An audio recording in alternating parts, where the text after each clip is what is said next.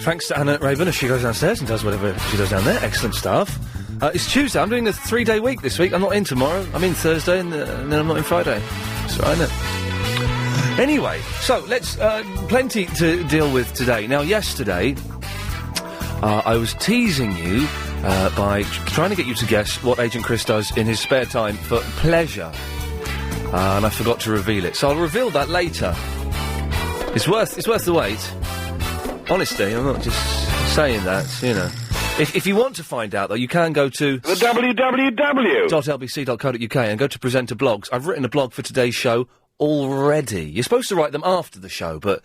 gotta be somewhere later! So, wrote a blog already. So if you want to know what's on the show... in fact, someone could go and look at that...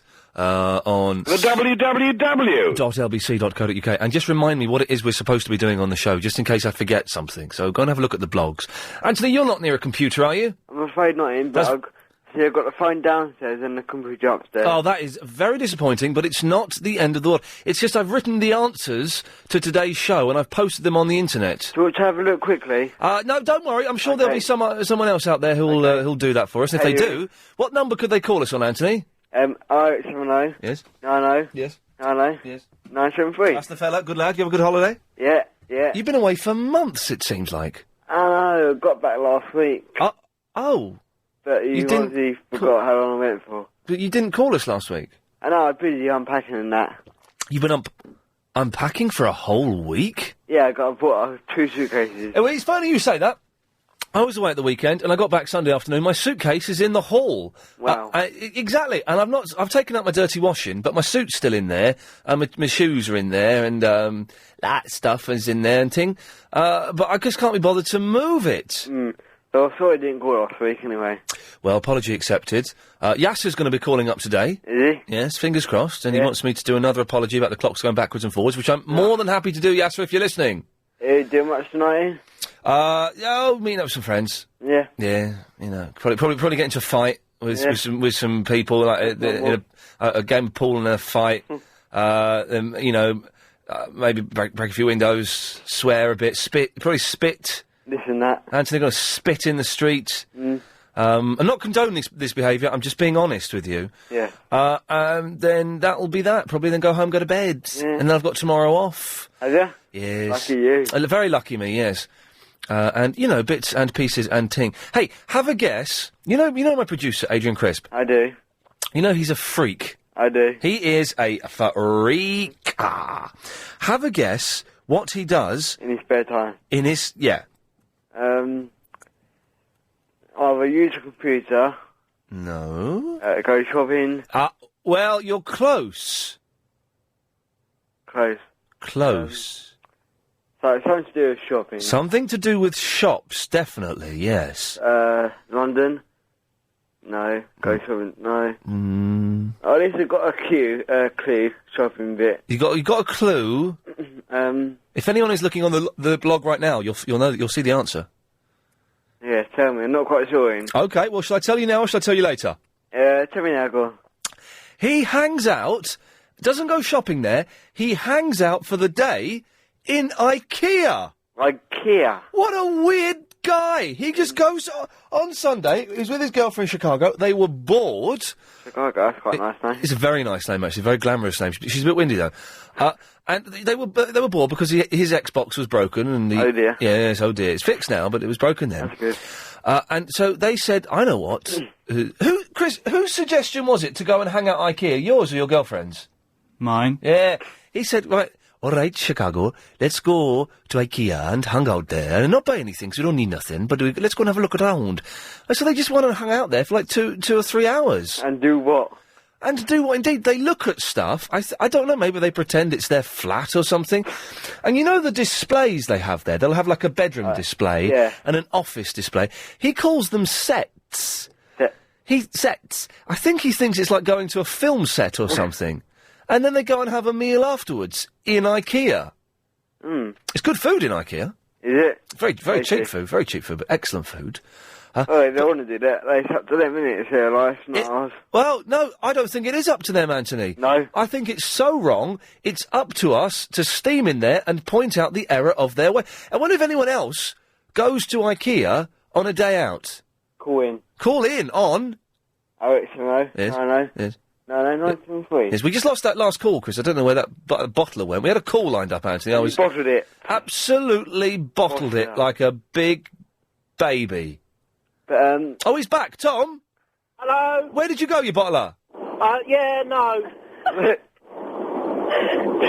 Ian? Yeah, yes, no, I want the answer to the question. Where did you go? I hung up on you. Why did you hang up on me? Because I thought somebody else more important was ringing me. Oh, OK. Who was that? It wasn't. It was Agent Chris ringing me back. Oh, that's weird, isn't it? That's messed up. It was. OK, Tom, what can I do for you? I've got 4 tickets to go to Fright Night at Thorpe Park, and I just wanted to know if you wanted to come with us, you and Agent Chris. I don't know what Fright Night is. Oh. Well, I don't know really either. That's why we're going to check it out. I do. At Thorpe Park. Oh, Anthony knows what it is. Anthony, what is it? It's like a Halloween night, Fright Night, and you've got like different mice in that, and they fight in your around the park. When is it for, Tom? What is it for? Where? Oh, for God. Tonight, now, after the show. Oh, well, firstly, I can't because I'm doing something else. And it can't be as good as Fright Night. Well, secondly, you could be a murderous pervert. Well, no, my girlfriend's here. I only do that when she's not around. Oh, OK, fine. It's very generous of you, Tom, but I'm going to have to say no. Chris, I'm busy tonight. Are you doing anything tonight, Chris? Yeah, I'm busy. What are you doing tonight? IKEA. I'm going to IKEA. You just made that up? Didn't. You did. Go to Fright Night with Tom. Didn't make it up. Go to Fright Night. Going to IKEA now. He's going to IKEA, Tom, sorry. Oh, okay. Yeah, tell your girlfriend to shut up. Hang out with the girls tonight, Right.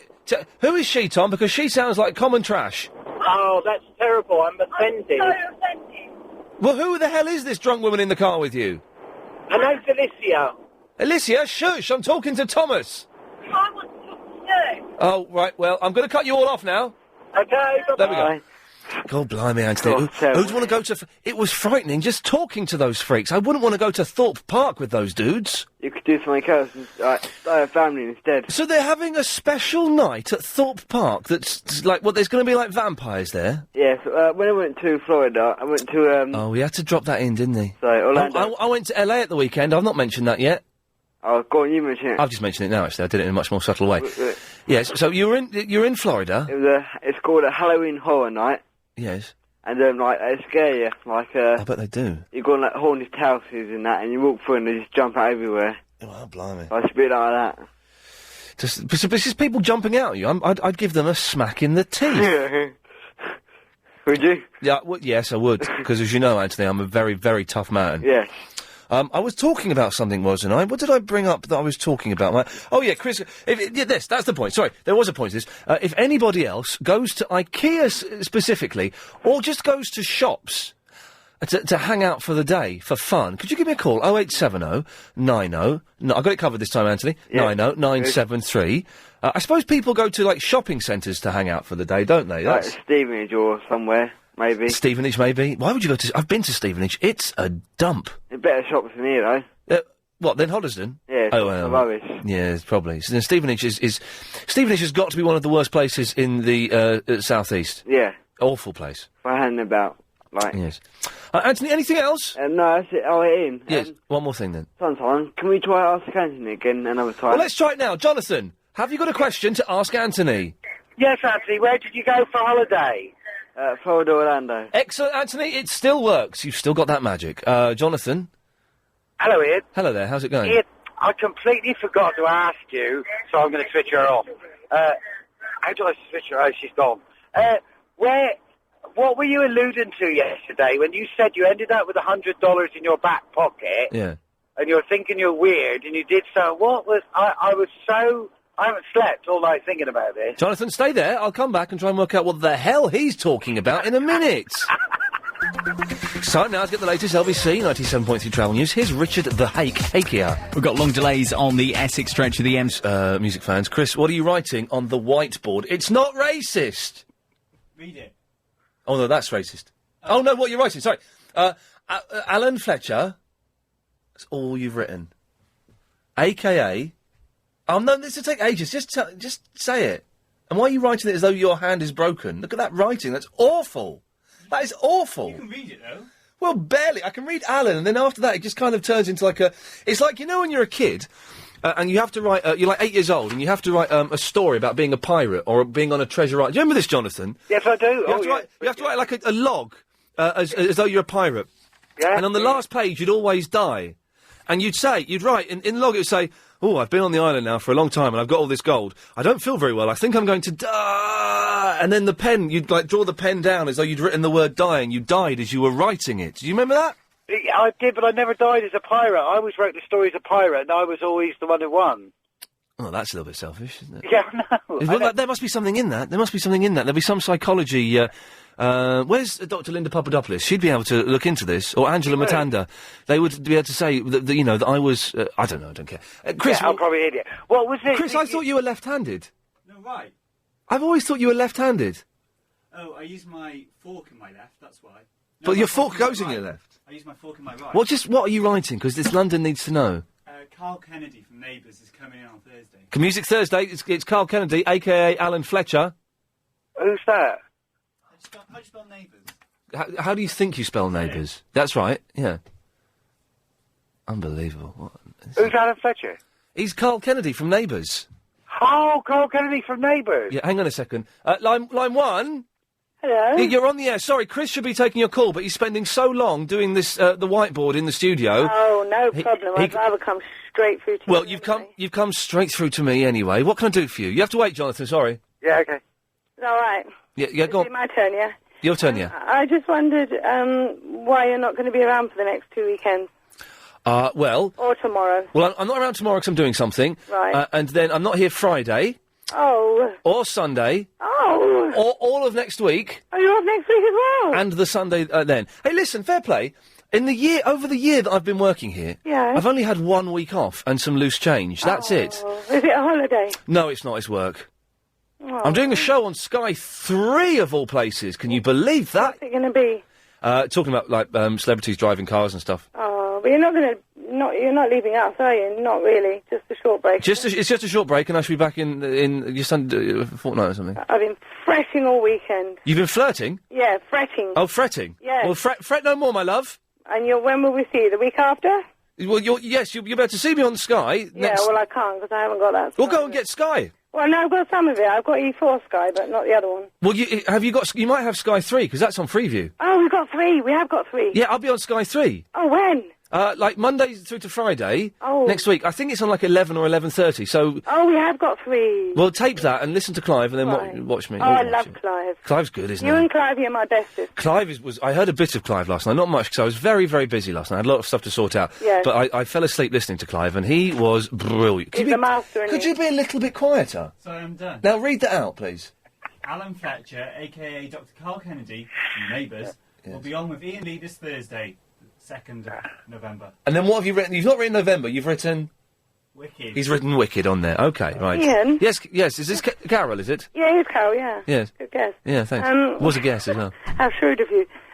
Just before you go, you know the one that you do on E4? You sound older than you... I bet you are. You sound about 40, but I guess you're about 25. I wish I was. You got it the wrong way round. Are you 40? 49. Oh, my God. Well, you sound younger than you actually are. I know. I look younger, too. Okay. Yes. You're not going to diss me now, are you? Because I'm an old person. No. I find old women sexually attractive. Anyway, I'm disabled, so you're not to diss me. Whoa. Hang on a second. There's a diss in that word. Just because you're disabled doesn't mean I can't diss you. Of course I can diss you. I wouldn't diss you for being a disabled, No. but it doesn't prevent you from being dissed. Au contraire. No, but the thing actually is... Even playing field here, surely. Right. The thing I was actually going to bring up to say originally was Yes. about that lady that was having a go at you on Sunday. Oh, yes, the Mona. Yeah, the moaning lady. Now, the thing is, Yeah. now, I'm not the biggest fan of Nick Ferrari, Okay. because he's not my scene. Okay. I wouldn't phone him up and say, you're talking rubbish. Why are you talking all this rubbish? He'd like that if you did that, though. Sorry? He would like that if you did that. He would like it. He would like it if you did... Well, how many times have I got to say this? He would like it if you did that. Would he? Yes. No, he'd argue with me and he'd make me feel stupid. Yes. That's good. That's good radio, though, isn't it?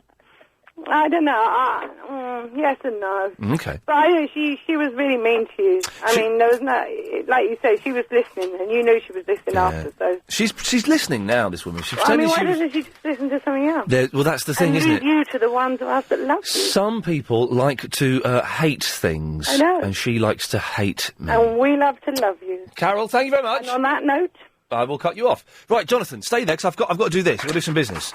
Now, you could win, not necessarily you, Jonathan, but you could actually win. I'll have a go. A Sony Bravia 32-inch LCD HD TV.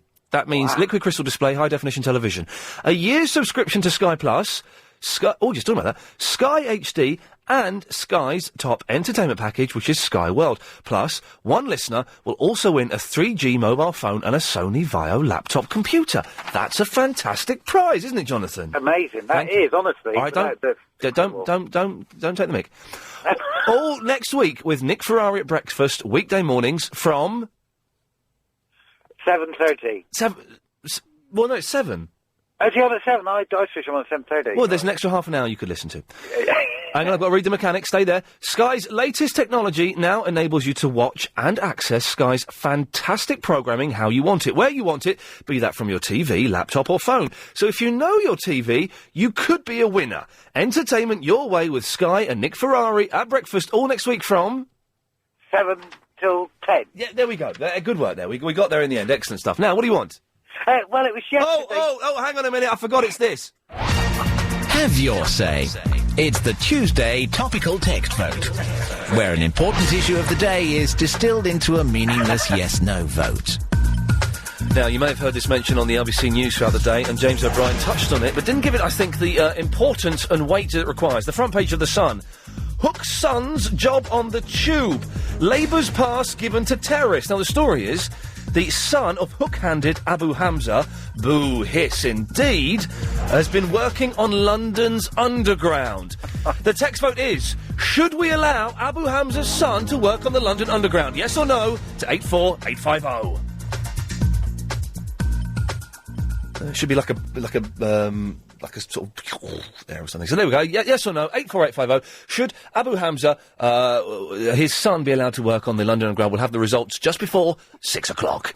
Jonathan, what can I do for you? Well, yesterday, don't you remember? You said something. I've been so intrigued about what you were talking about. Oh, I forgot. Yes. You said that you ended up with $100 in your back pocket, but you weren't going to tell us why. You teased us all about, and then afterwards you said, "Oh, maybe I'm weird after all," or something. What was that about? There was it's really tricky because people might be listening that this refers to. They're I didn't get. I had $100. It's over $100, about $140 in my wallet from when I'd been to America, and I didn't get time to change it at the airport because I was sort of avoiding someone that I saw there. Was that it? That was it. I didn't turn any tricks. I did nothing. I just I spent 14 hours avoiding someone who was about 4 foot away from me for the whole 14 hours. Oh, and there's me thought you joined the 5 Mile High Club and charged for it. No. I couldn't have sex in a plane because I get really ill on the aeroplane. And I get really ill when I'm having sex. Both those things together will just make me not good at all. OK, 0870 9090 973. I think we've talked about something, but I just need to have a quick recap and I'll go through this while you listen to these. We did start talking about something, I remember now. We just got vaguely sidetracked. Right, so, after the news, we head back on course. We discuss Agent Chris being a weirdo that likes to hang out at Ikea. He doesn't go there for shopping. He just goes there to hang out. I don't... do you do that? Is that something you do? Or is there another shop where you like to go and hang out? But not for just like little 20-minute browse. I mean, we can all go to HMV and look at the videos and computer games. Oh, he goes there for like 2 or 3 hours and just wanders around. 0870 9090 973. Oh, and after the news as well, we're talking mud flaps. Available on the topical text vote, where you feel more involved than you actually are. 84850, yes or no. It's all you need to send us. Should Abu Hamza's son be allowed to work on the London Underground? Incredible story. Got some text here. Yes, he should be, says one texter. The sins of the father should not be passed on to the son. However, if he is a madman, deport him. And that just shows why text voting is such a great way of getting your thoughts read out on the wireless. We're also asking, have you spent hours in Ikea just hanging out there for fun? Because it's a crazy place to be. Agent Chris, my producer, loves it. And I mentioned before the news mud flaps. Now, in the old days, didn't you used to see mud flaps everywhere? They used to be everywhere, on the back of bikes, on the back of cars, over the wheels, and now they don't have them at all. Is there a reason for this? Is it unnecessary to have a mud flap? I don't know. My car, as you know, is an old heap of junk. But it's got a new drive shaft, thanks very much, and that seems to me making it work perfectly. And I think it's got mud flaps on. I'll have to have a little look, and maybe I'll send Chris downstairs for the third time today to have a little look for me to see if they're on there. But why would they be taken off? They do an excellent job. And another thing that you don't see on cars anymore, I've just thought of, is that long strip of like plastic, I suppose it is, hanging off the back of the car. That I think, I could be wrong on this, I think it's there, if the car gets hit by lightning, then that bit of strip of plastic earths the car. I think that's what it is. I'm not 100% sure. If you know what the hell I'm talking about, then 0870 90 90 973. Hang on. Nick in Sidcup. This is not Nick, this is Dog the Bounty Hunter. You've missed the card date and I'm gonna get you. Okay. I'm Nick, really, yeah. Oh, yes, I thought so, yes. I was scared there for a second. Chris isn't here for the moment. Has he stopped doing that American accent? Yes, he has. I had a word with the boss who took him aside and kind of threatened him. So, I don't know what... Chris has gone to get something downstairs, so... right, I'm going to jot down your... Nick in Sidcup. Yep. I'll get him to call you back. You won't, though, will he? Yeah, he will, promise. Right, let's try this one. Yes, line 9, you're on the air. Hello, is that Ian? Yeah, who's that? It's Russell. Russell, OK, listen, I'm just jotting down your number. Yep. It ends in 49, doesn't it? Yeah, yes, it does, yeah. OK, right. Chris isn't here. I'll get Chris to give you a call back in a minute, OK? All right, cheers, mate. Thank you, bye-bye. Right. Tony, sorry, can you wait a minute? Yeah. OK, sorry about this. Line 9, you're on the air. Ian, Bradley here. Yes, Paddy, do you want Chris to call you back? Yes, please. OK, hang on a I second. spoke to him. He's not phoning me back. OK, I'll make him call you back when he gets back. Thank you. Let's try this one. Line 8, you're on the wireless. Oh, hello. Yes, Chris isn't here. What's your name? It's Mark. Mark, and you're in Croydon, are you? Yeah. OK, I'm going to get Chris to give you a call back when he comes. But I could help you out with your little strip off the back Excellent. of the car. Thank you for that. I'll get Chris to give you a quick call when he gets back. Line 9, you're on the air. Hi there, Ian. I know Chris ain't there. I just wanted to make a quick comment. No, right, hang on. Let me just jot down your number. Chris, I've taken down some numbers of people. Hang on. Hang on a second. 70. OK, I'll get Chris to give you a call in a minute. OK, cool. Thank you. Oh, flipping out. Right. Now, I've just put their names down. Can you call them back with that, Nick? Are these screened calls? Yeah? Are they screened? Well, I've just screened them for you. Are they all right? I don't know what they're talking about. I'm just doing the radio. So you've got Nick, Russell, Yusuf, who you said had called in and you did not call him back, Mark, and that number there. Who is that number? I don't... That was the lad there we just spoke to. You can't just write down numbers. But I've got Russell's name and his number. You can't take that bit of paper, though. You've got to... All right, I can't find it. Find what? The fun pack? Yeah, that was it. That's... Well, that's not it. There's something else. Have I got to go downstairs and find it? No. Right, can you call those people back in that order? Oh, you just brought the planes out. What did you bring up? Something that's not... The envelope in there. Ah! What was that for? Because you brought the wrong thing up. But you know that's... You throw that at me and there will be a court case. There will be a court case. Right. Tony, I do apologise. Ah! You idiot! You flipping idiot! There's a lot of computer equipment in here! You idiot! Sorry, Tony. Right, yeah. Yeah, you're right. Right. What can I do for you? Right. Well, it's two things, really. Ikea and the strip. Yeah, sorry, there's a little bit aggressive there. Apologise to anyone that may have shocked by some of the... That's all right, the common people. Yes, OK, yes. Right, so Ikea. Yeah, Ikea. Yes. My wife and the daughter, and yes. my daughter and hers, yes. They spend all day there, not a few hours, all day, and come back with a blooming toilet brush. In Ikea? What's the attraction to it? Oh, I haven't the foggiest idea. Plus as well, the one at Croydon is open till about 10 or 12 o'clock at night. Oh, blimey. Yeah, oh, blimey. I used to get a lot of stuff from Ikea when I was in my 20s. It's like a 20-something MFI, I think. Well, yeah. But now I'm trying to avoid, as I get older, I'm trying to avoid having anything that comes from Ikea. It's excellent stuff, but I just think if it's from Ikea, it looks like it's from Ikea. So I'm trying to avoid anything that comes from there. But sometimes you sort of have to go there because you know you're going to get a cheap clothes rail or something like that. But I just go there, get my head down, head to exactly where I want to be, get the stuff, then get out. You don't want to hang out there for a day. Well, no, but it's like a conveyor belt. Yes. Once you're in there, you've got to follow everyone round. Yeah. And you're just like herded like a load of sheep. There are some little cheats, and you can sort of sneak between departments and skip bits out. Oh, yeah, you can do that, but if you miss them, you then go back the wrong way. Yes. Like you get your trolley, you get your blooming ankles hit with the trolley. Oh, it's just... The old meatballs are quite nice. Yes, I believe Chris likes the balls that he gets at the end. The vegetarian hot dogs are very nice. They're very nice. No, don't do vegetarian stuff. No, it's got to have meat in it. Yeah, got to be bloody, yeah. yes. No, I don't like that nonsense, no. Right, Vegetables anyway, and stuff, yes.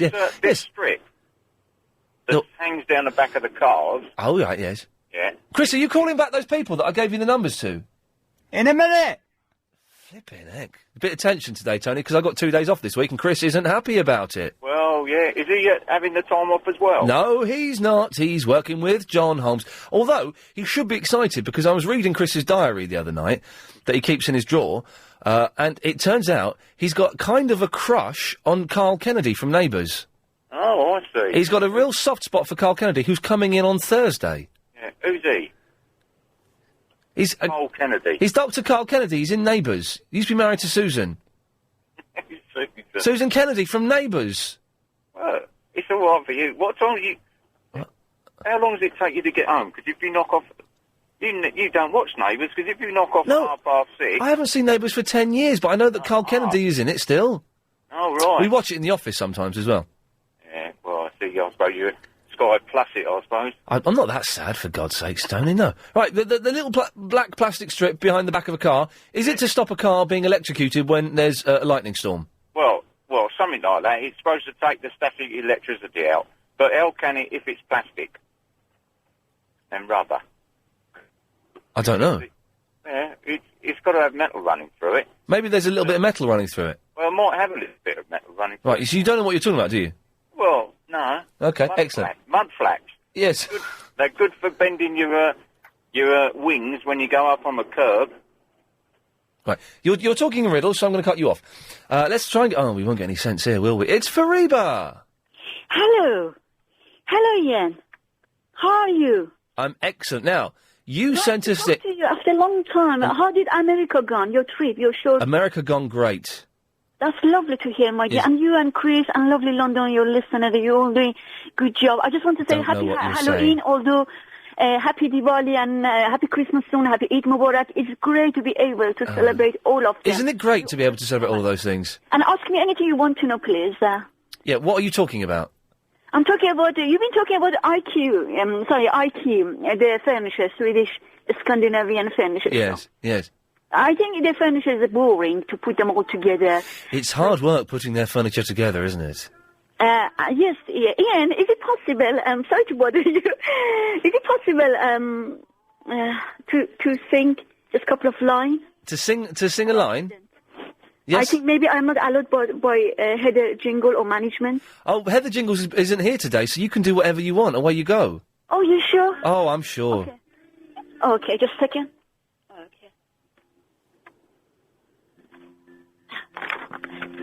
Yesterday, like one trouble is far away. Now looks up here to say, oh, I believe in yesterday. Suddenly, I am what I used to be. There's a shadow hanging over me. Oh, yesterday came suddenly. Sing it with me, please. Why she had to go, I don't know. She wouldn't say. I said something wrong. Now I long for yesterday. Yesterday. Life was such an easy game to play. Now I'm hiding a place to hide away. Oh, I believe in yesterday. Why he had to go, I don't know. He wouldn't say. I said something wrong. Now I long for yesterday. Hey. That was another verse. Now once a dream became a flame. Now I need a place to hide away. Oh, I believe in yesterday. Oh, Christ, what's that? You right? Yes. You right, Freba? Great. I didn't sing it. It was him, as usual. Yes, Ian, it was him. take care. Look after yourself. No, well, Freba. All the best. Freba. She's gone. She's gone. She's gone. She's put the phone down. I was going to ask her to come in for Music Thursday. You're right, Helen. It's a brilliant idea. She's gone. How strange. How mysterious. How wonderful. Time now to get the latest LBC 97.3 travel news. Is Richard Haker. M25 going anti-clockwise. Yes, Ken. What can I do for you? Hello? Hello, Ken. Yeah, good day, Chris. It's Ian you're speaking to. You're on the air. Yeah, hello? Hello there, Ken. You're speaking to who? Am I speaking to who? This is Ian. Okay. Please, I want to ask you something. It's been troubling my mind for a very long time. You know? Okay, yes. And this issue is, whenever I'm on TV or reading news, they keep talking about pedophiles for men, yeah? Yeah, within this environment, the thing I see in between the old men and the old women and the young ladies, even more than pedophiles, you know. So I don't know, you really need to put this thing to the public so that the public react to it. Is it legal enough for old women at around the age of 60 to go out to people, younger boys who are not up to 18, and they go through with it, but if the men do it, it's an abomination. We know the law, this thing is wrong, but then there should be a law attacking the women from doing that as well. So you're saying, Ken, let me just... You're asking, is it illegal for 60-year-old men to... No, is it illegal? Is it legal, not illegal? Is it okay for a 60-year-old woman or between the age of 50-something to go out with young guys who are not up to 18? Is it old men and young men or old men and young women? Old women and young lads. Old women? Kids, yes. Women in their 60s? Yes. Going out with men who are 18? It's terrible. But which women that are in their 60s are going out with men who are 18? 50, I see a lot. I'm living in an area where at times, you know, if you look at them, you know they were big, but then they are below this age. Don't know. So you've seen a woman who's 60? I cannot really say that she is 60, yeah? Yeah. But from her, you see that most of them are old enough to go out with people who are old of their age, or people who are above 30, or people who are above 35, you know. Right. Ken, I'm struggling slightly. Let me just try and clarify. Okay. Are you asking, is it legal for a 60-year-old woman to go out with an 18, Okay, now let me ask you, have you not even read it on papers? So that I'll direct you some papers to buy, you read it there. Chris, can you help me with this? Nope. Oh dear. Right. Ken, don't, Monica, can you help me here? Oh, hello. What about what he was talking about? Yes. Monica, I'm begging. Chatting rubbish. It's funny because to me, at times you see those things, you know, this is a country where if you, this is a place where if you say this thing you're doing is wrong, you can get in for it, you know, but these are things happening in the street all the time. I read it in papers, I thought it was only on paper, and then I see someone happening around my quarter here, it's really very funny, you know, I can't compare, I can't think about it, you know. Monica, any ideas? Sorry? No, I mean, I personally, if I was 50 or something, I wouldn't go out as a little boy. That is you. But you understand what he's saying, that's something. I'm struggling to get the meaning here. You cannot get the meaning, Chris. Maybe you've not seen it. Maybe you've not come in contact. I used to read it on paper. There is a paper. I will tell you name. Love it.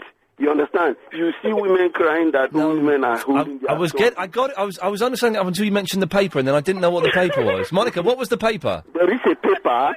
I read. I think it's a magazine. Yeah. I read it last 2 weeks. What's it called? Love it. Love It. Love It? Yeah. You read a... Well, hang on, Ken. You read a magazine called Love It? Love It. What the hell is that all about? It's about, I don't know, there's all this gist and so on. They say the other one is Real People. It sounds filthy. Are you reading those sex magazines? It's not sex magazine. No, it's not sex. It's not adult stuff. It's just true life story stuff. You understand? Yes. Yeah. And no. But why does it? Okay. Why does it upset you that? Why does it upset you that an 18-year-old man is going out with a 60-year-old woman? What it upset me so much because the guy needs to be mature to be. It's not. This is also pedophile in the female side. You know. Yes, no. It's criminal.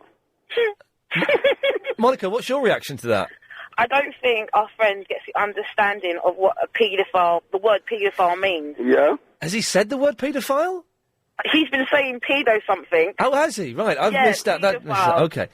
Okay. A paedophile is someone who has sex with someone under the age of 16. Yeah. Not 18. Yeah, 18 is perfectly legal. No, listen, I am only quoting I'm not being specific whether it's 18 or 16, but if you look at the... Well, you have to be specific because that's now, the law. Listen to me. The law is... Listen to me. I'm talking about paedophiles with a man what I I'm can't particularly understand. involved, what I'm particularly concerned about is the age difference. Do you understand me? Yes. That's the Why is it okay for men and not okay for women? Sorry?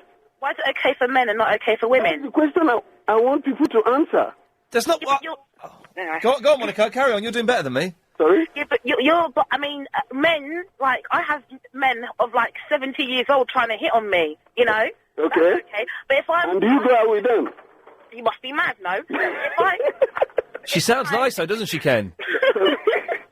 No, you would have gone, you say it's okay and you go out with them. If it is... No, it's not okay. Then when you see such a thing happening, what do you say?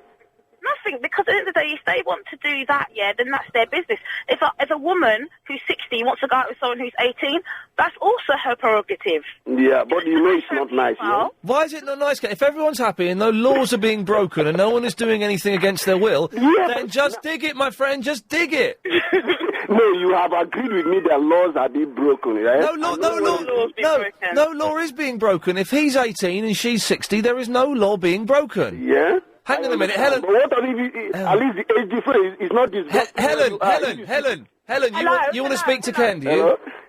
Hi, yeah, I think I understand what he's saying. I actually agree with him, because he started off by saying, why is it that it's a paedophile if it's 5 years old? You see an old guy with a younger girl. Yep. But if you see an older woman with a young man, everybody seems to think it's okay. I think that's the point he's trying to make. No, but both of you are wrong, because both of you are wrong, because it's not a paedophile. No, I know that he's not a paedophile.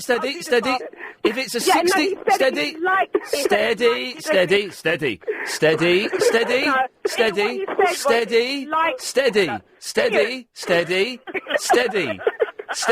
If it's a 60-year-old man and a 16-year-old girl, he's still not a paedophile. Okay. If it's a 60-year-old man and a 15-year-old girl, then he's a paedophile. Okay. Precisely. Yeah, I agree with that. But I think the point that he's trying to make is that... Oh, God, I'm not so late. It still doesn't look right to see a really old woman with a really young guy. But Yes, okay, yeah. Ken, I've got to go. Thank you. Monica, I'll speak to you after this. Looking to buy or invest? Let's all calm down. Monica, what did you call in about? I called initially about Ikea. Okay. My favourite shop in the whole entire world. Why? Because it's like Thorpe Park for adults. I tell you, I love the place. I go in there nearly every Saturday, and I'll leave my house about 6 o'clock, and I won't come back until 10, 11 o'clock. And on a Sunday, you're just there at Ikea? Yeah, just in Ikea. It's a great day out. But yeah, you go there, you buy your stuff, you go and have a bit to eat, then you go and have a meal, and then you get the stuff in the car, and you get home, you got all the excitement of unpacking it. It's like Christmas. It's Christmas. I hate the hell if you get something big and you're there on your own. You have that particularly one in Brent Cross. The one in Brent Cross is the only one I know really well. Yeah, that's the one I'm near, yeah. Yeah, you go there, and if you've got something big, like a table or a bed, heaven forfend you get... I think my bed may even be from there. And you've got that and you're on your own, you have to do that thing of you have to just leave it by the exit and then go and get your car and try and park in one of those 15 parking spaces that are right near the exit and hope that no one's nicked the bed. It's a tough balancing act. No, I'm a professional IKEA goer. I park in those spaces, full stop. You're not allowed to park in those spaces? Well, I do. I park there. Oh, it's people like you that make the IKEA experience so hellish, you selfish woman. I know. Another thing, the only thing I don't like about IKEA is the fact that they think they're clever. Okay, what they do, say if you want a refund, they won't give you the money or they won't give you an exchange. They'll give you a voucher, and then you have to start at the beginning of the store and walk all the way around to pick up the thing that you wanted to exchange it for. And that's so that you'll buy stuff on the way round. Yes, they are clever. Very clever. Do you, I was going to ask, how many of those blue plastic bags have you got?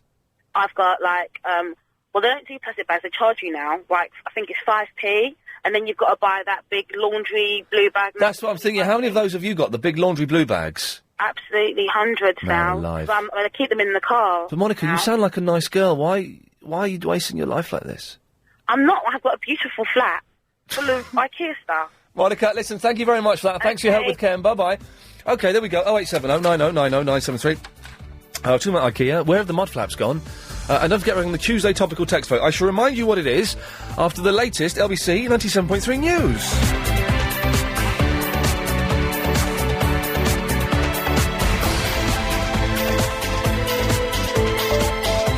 0870 9090 973 is the phone number if you want to give us a call. We've been talking about hanging out in IKEA for a whole day as like a day's entertainment. That's insane, but it turns out that a lot of you do it. We did, I think we spoke about paedophiles before the news. Let's not go there again.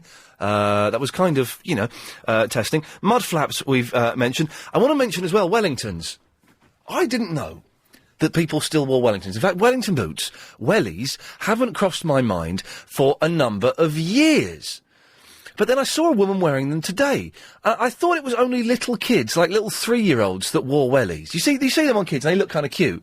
But I remember wearing boots when I was younger, and are they still really awkward to get off? You know when you come in and you're just covered in mud, and you've got to get this boot off, and it's stuck to your foot, and you're just trying to pull it off, and in the end you have to sit back on your chair, and someone stands in front of you with their back to you and puts your leg through their legs, and they sort of pull and then they go flying. That's how you get a boot off. Do people still wear Wellingtons? Do grown-ups wear Wellingtons? And I don't mean grown-ups that live in the country and work on farms. Of course they do. But people just going to and from places in town, do they wear Wellingtons?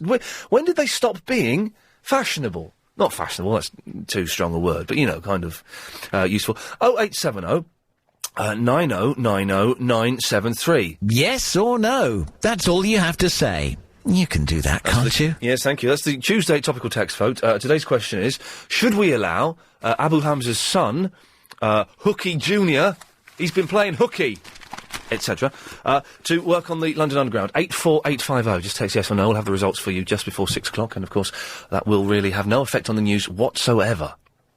Erica! Hello, Ian. Yes, Erica. Hello. Oh, how lovely to hear your voice. Oh, and how... It's such a tonic for me. Oh, gin and tonic. Hello? It's such a tonic to hear you. Oh, gin and tonic. Gin and tonic. Yes, even the second time it's funny. So, Erica, what can I do for you? Oh, I know you finished with the subject, but you know the chap who phoned up earlier... Are we talking about paedophiles? Yes. Oh, no, God. I think that chap is only jealous he can't get a woman. He's only jealous that he's not a... What? Because he can't get a woman. He can't get a woman of any age. Of any age. Although I'm sure he'd only want women of a legal age. Let's just stress that. Anyway. Yes. Now, another thing, So he's jealous of paedophiles? Yes, I think so. Wow. Because that Gary Glitter's got a lifestyle, hasn't he, huh? Yes. Yes. Anyway, in a Cambodian prison. You know the thing. Not in any way implying, of course. Got to say this. Not in any way implying that Ken is, of course, Ken is an upright, law-abiding member of society. Yes. Anyway, yes. Ian. You was on about the rubber boots. Women wear them. Yes. I think they're quite handy when you do the gardening, because especially in the winter months when it's muddy in the garden. Yes. They're ideal, really, because they're easy to clean and wash, and then they're ready again for next time. Would you wear them, though, to the shops? Oh, no, not No. to the shop. No, It's unfashionable. Don't they fill up with water? If it rains, because they've got quite a big flap at the top. If it rains, water can get straight down that. Maybe, but it depends of what sort of quality you're buying. Yes. And what sort of quality are you buying? Well, I go for the top quality. I mean, I don't know any brand name or anything. No. But I just buy a good pair. Yes. What's comfortable to use. Yes, excellent. What colour are your Wellington boots? At the moment, I haven't got one because I got. Oh, hang on a minute. We've got a rogue caller. Chris, a rogue caller has snuck through. Doesn't really know what she's talking about. I had a pair, but it's gone. It's too old. So I need a new pair. But boots can't wear. Boots I like can't. gardening. Boots can't wear out, though, can they? They're made of rubber. Oh, they do wear out. Yes. Okay. They do wear out. You sometimes have to buy a new pair of rubber boots. Erica, thank you very much for that. Nice to talk to you. Well, it's lovely to talk to you itself. It's a tonic. And all the best, everyone in the radio station. Stuff then. They're all losers. Erica, thank you for that. 0870 90 90 973 is the telephone number, if you wish to take part in the show. And why wouldn't you? Why wouldn't you want to take part in what is, this? Daniel! Yeah, Ian. Big up yourself, Daniel. Thank you. You always tend to have an answer to... Hang on 1 second, Daniel, wait there 1 second. Just 1 second. I'm going to turn my microphone off. Chris, what the hell are you doing? This is 4 in a row now. Are you taking the mick out of me or something? 4 in a what? Turn this back on. Yes, Daniel? Yeah, you tend to have answers to everything. I do, yes. I'm a very wise man. Wiser than my years would have you think.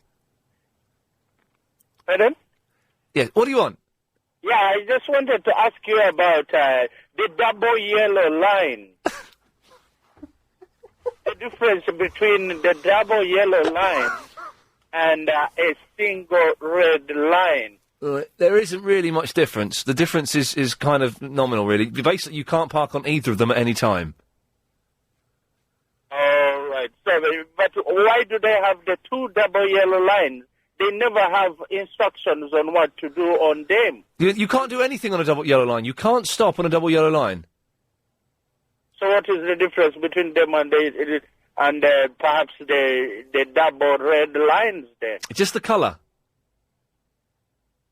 So the councils decide we might need a yellow one here. Let's put a red one here, but without any proper difference. Do you know what it is, Daniel? No. It's political correctness gone mad. Okay. Does that help? Yeah. Excellent.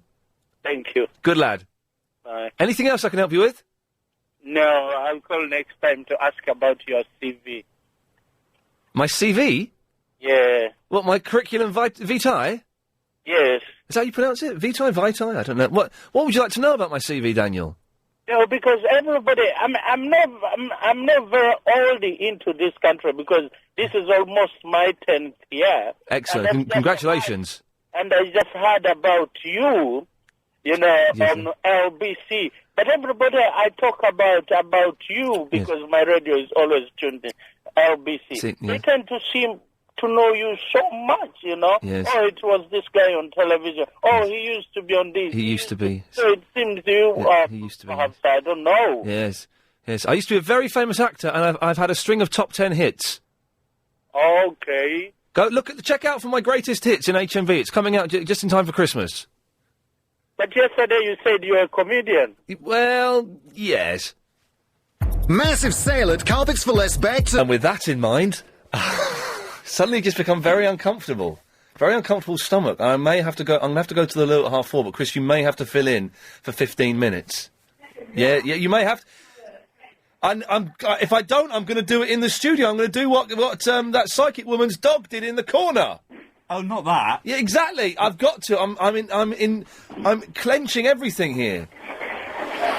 What is that bloody noise? Is that you? No. Well, what is the noise in the background? It's the train. Well, can you not go and stand somewhere a little bit quieter? I'm not in the mood for this. I don't know now. Okay, anyway, yeah. You don't want me to phone in, no? Oh, is this Verinda? Yeah. Oh, for God's sakes, no, we don't want you to phone All right in. then, all right then. This Thursday, yeah, me and you have a mastermind challenge. If I win, I can phone in as much as I like. Oh. If you win, I will never phone in again. But, okay, well, hang on, you could be onto something here. What are the rules, young lady? Okay, 6 questions each. Yeah? You choose my specialist subject, I'll choose yours. Mm-hmm. And Agent Chris or someone else, Helen, asks a question. Okay. Right, okay, all right, you're on. All right, then. Right, then bye. Bye. Idiot. Does he not know I'm genuine? I really am the mastermind. I beat a Nolan and Scott Mills in a mastermind tournament. I'm a brainiac. Yasser's not called in yet. I wonder what's going on there. Chris is on the motorway 1. Good afternoon to you, Chris. Hello. Hello, Chris. Hi. God, I can't believe I'm talking to you. Oh my God, it's amazing! I can't believe it. Okay, wait. I heard you saying something about Ikea, and I just wanted to say you haven't been to Ikea in Brent Cross recently. It's fantastic. They've actually changed it. They're like car packs now, and you can actually take your stuff to the car. You don't have to bring your car to that little place anymore. But if you've got a big thing, there used to be barriers. Actually, no. They've removed all those bars. Oh well, in that case, that's good then. Then I'm going to hang out there a lot more. Okay, and I just wanted to tell you something. Coming on the M1, going home from work on the M1, you actually make it fantastic for me. Wow. Because there's like this little thing they're doing on M1 now, and there's really traffic there. But just listening to you from 3:30 to 6 is just fantastic. Well, Thank you. Well, it's 3 till 6:30. But don't get too used to it, will you? Oh no, I will. Why not? Ah, Lindy. Hello. Hello, Lindy. I wear wellies.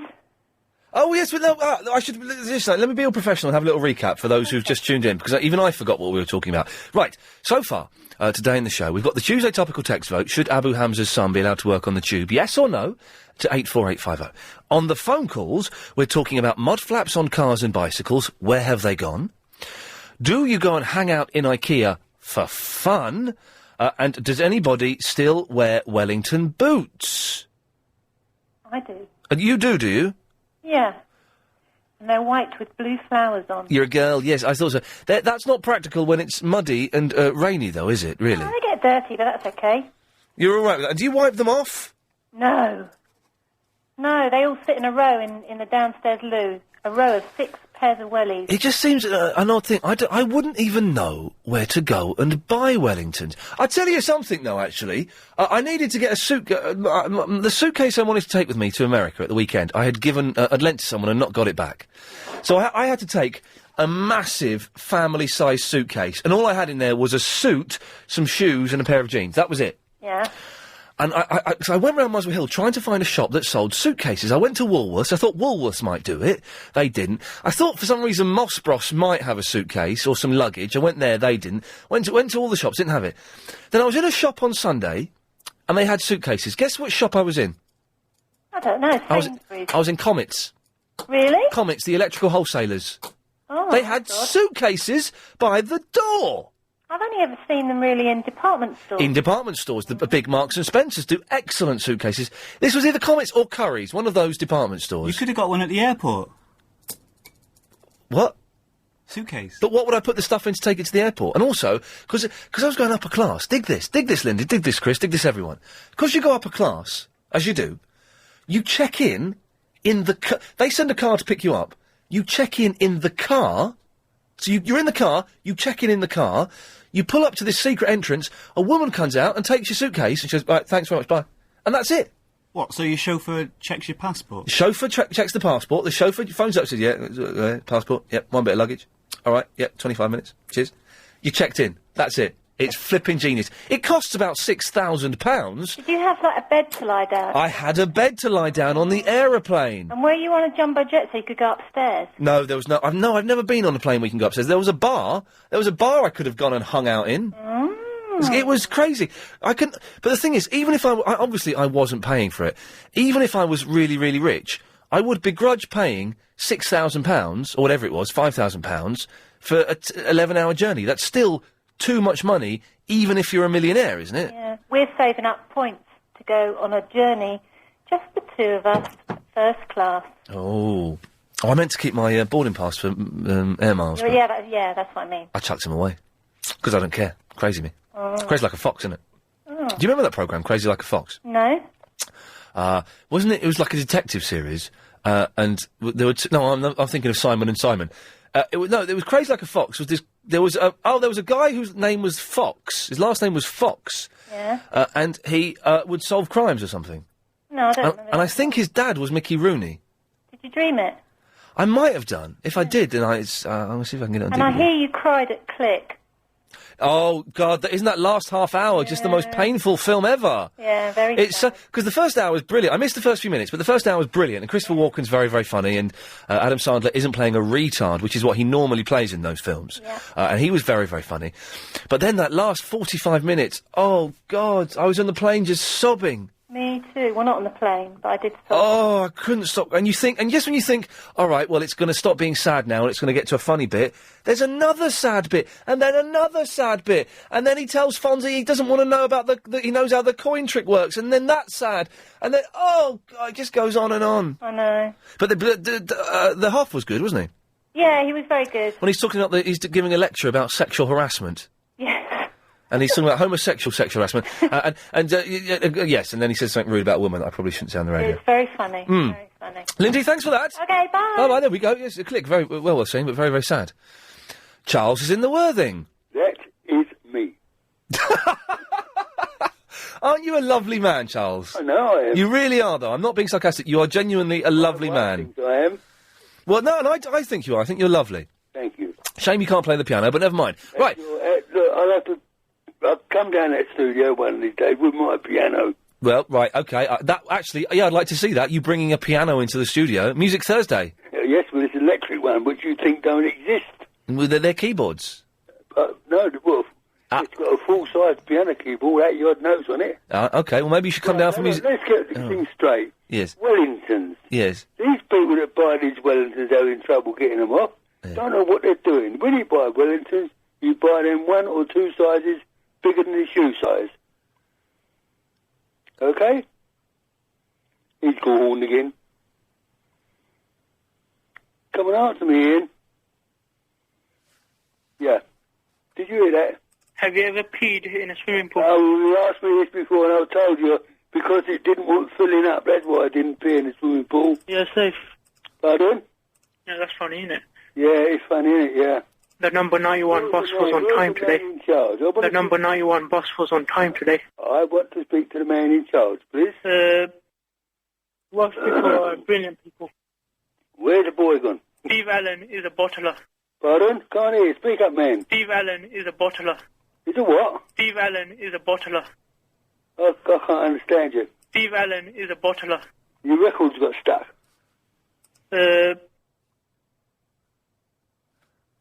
Right. Have you ever peed in a swimming pool? pool? What do you know about static electricity on cars? If you've just missed that bit of Ian Lee... No, another thing I wanted to mention. We saw a member, quite a senior member of the LB... Is he senior? The dude we saw in the... I don't want to say his name. Trebs. Michael Trapolsky. Oh, him. Is he senior? No. Right, well, we saw, like, some bloke who works in the LBC newsroom. What does that mean? Oh, dear. Oh, dear. I'll do it after this now. Oh, dear. Not very well all of a sudden. Don't know what's happened there. Blimey, hell's teeth. Okay, what were we talking about? Ikea, mud flaps, wellies.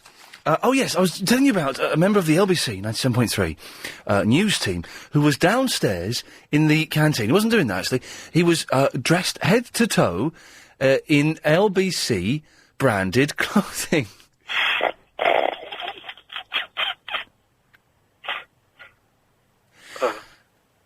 Yeah.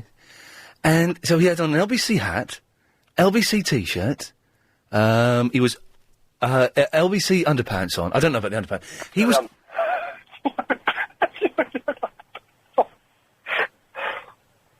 Yes. And he was wearing completely branded LBC. It looked like, because he looks quite young as well, it looks like he'd won a competition to come to a radio station for the day, and he was sitting in the canteen waiting for his bus to take him back to wherever it may be. It looked on. Now, it got me thinking, do you, London, wear work-branded clothing? For example, there are some LBC fleeces that are very, very nice. I wouldn't be seen dead in an LBC fleece. I wouldn't, not because I don't like them, but being seen in something branded for somewhere you work just strikes me as a little bit odd. So I don't quite understand it. 0870 9090 973 is the phone number. If you wear work-branded clothing... Nick, do you wear work-branded clothing? No, mate. I'm a black driver, so no, I don't usually go, no. I still wear the sort of same old clothes week in and week out, but no, not branded, really. By the way, London, I've started my week of not wearing, my month of not wearing jeans. So how many trousers are you going to wear in total during that? Well, the thing is, I'm going to wear, I probably only wear, 4 different pairs of trousers. That's one a week? Yeah, you can get away with that, can't you? No. Well... Filthy. Well, I'm going to wear... You're going to wash them? Well, no, you can wear jeans, you can wear trousers for 4, 5, 6 days. We've had this conversation. I think it's awful. I think you can wear them twice, and that's about it, really. Well, I'm already on day 3 of these. What are you going to do about it, cowboy? No. I'll tell you something, Nick. Suddenly, during the news... Yes? I've been taken quite poorly. This is absolutely true. You rushed up the stairs? I had to rush to the loo, and let's just say I only just made it back in time, and I've got to go again at 5... Hello. Yes. Yes, Lady Alex. Hello, Lady Alex. There's something really bad in that corridor out there. Do you know anything to do with it? What's out there? Speak also. Yeah, have you got anything to do with that? What's out there? I don't know, just a bad smell. That's me. I did that. That's from inside my stomach. It's really bad. Yeah, that's just... Can we try and keep the show a little bit clean, a little bit decent, for God's sakes? And I've used the air fryer. I'm not very well, Nick. I've got to go to the loo again at 5 o'clock. Oh, it stinks! Oh, for God's sakes, come on! Why is it at 5 o'clock you've got to go? Is it timed that you've got to go? Well, because there's a long news break there. Oh, OK, so you're willing to wait till the news break before you go? Well, I have to, because I've got no choice, but it's a very close call. Good God. Can't you believe that my team are bullying me because I'm not very well? I can't believe that they're spitting on you as well. That's the sort of thing you keep quiet. This sort of thing. I could sue them for being disableist. Anyway, Nick, what did you want? Sorry.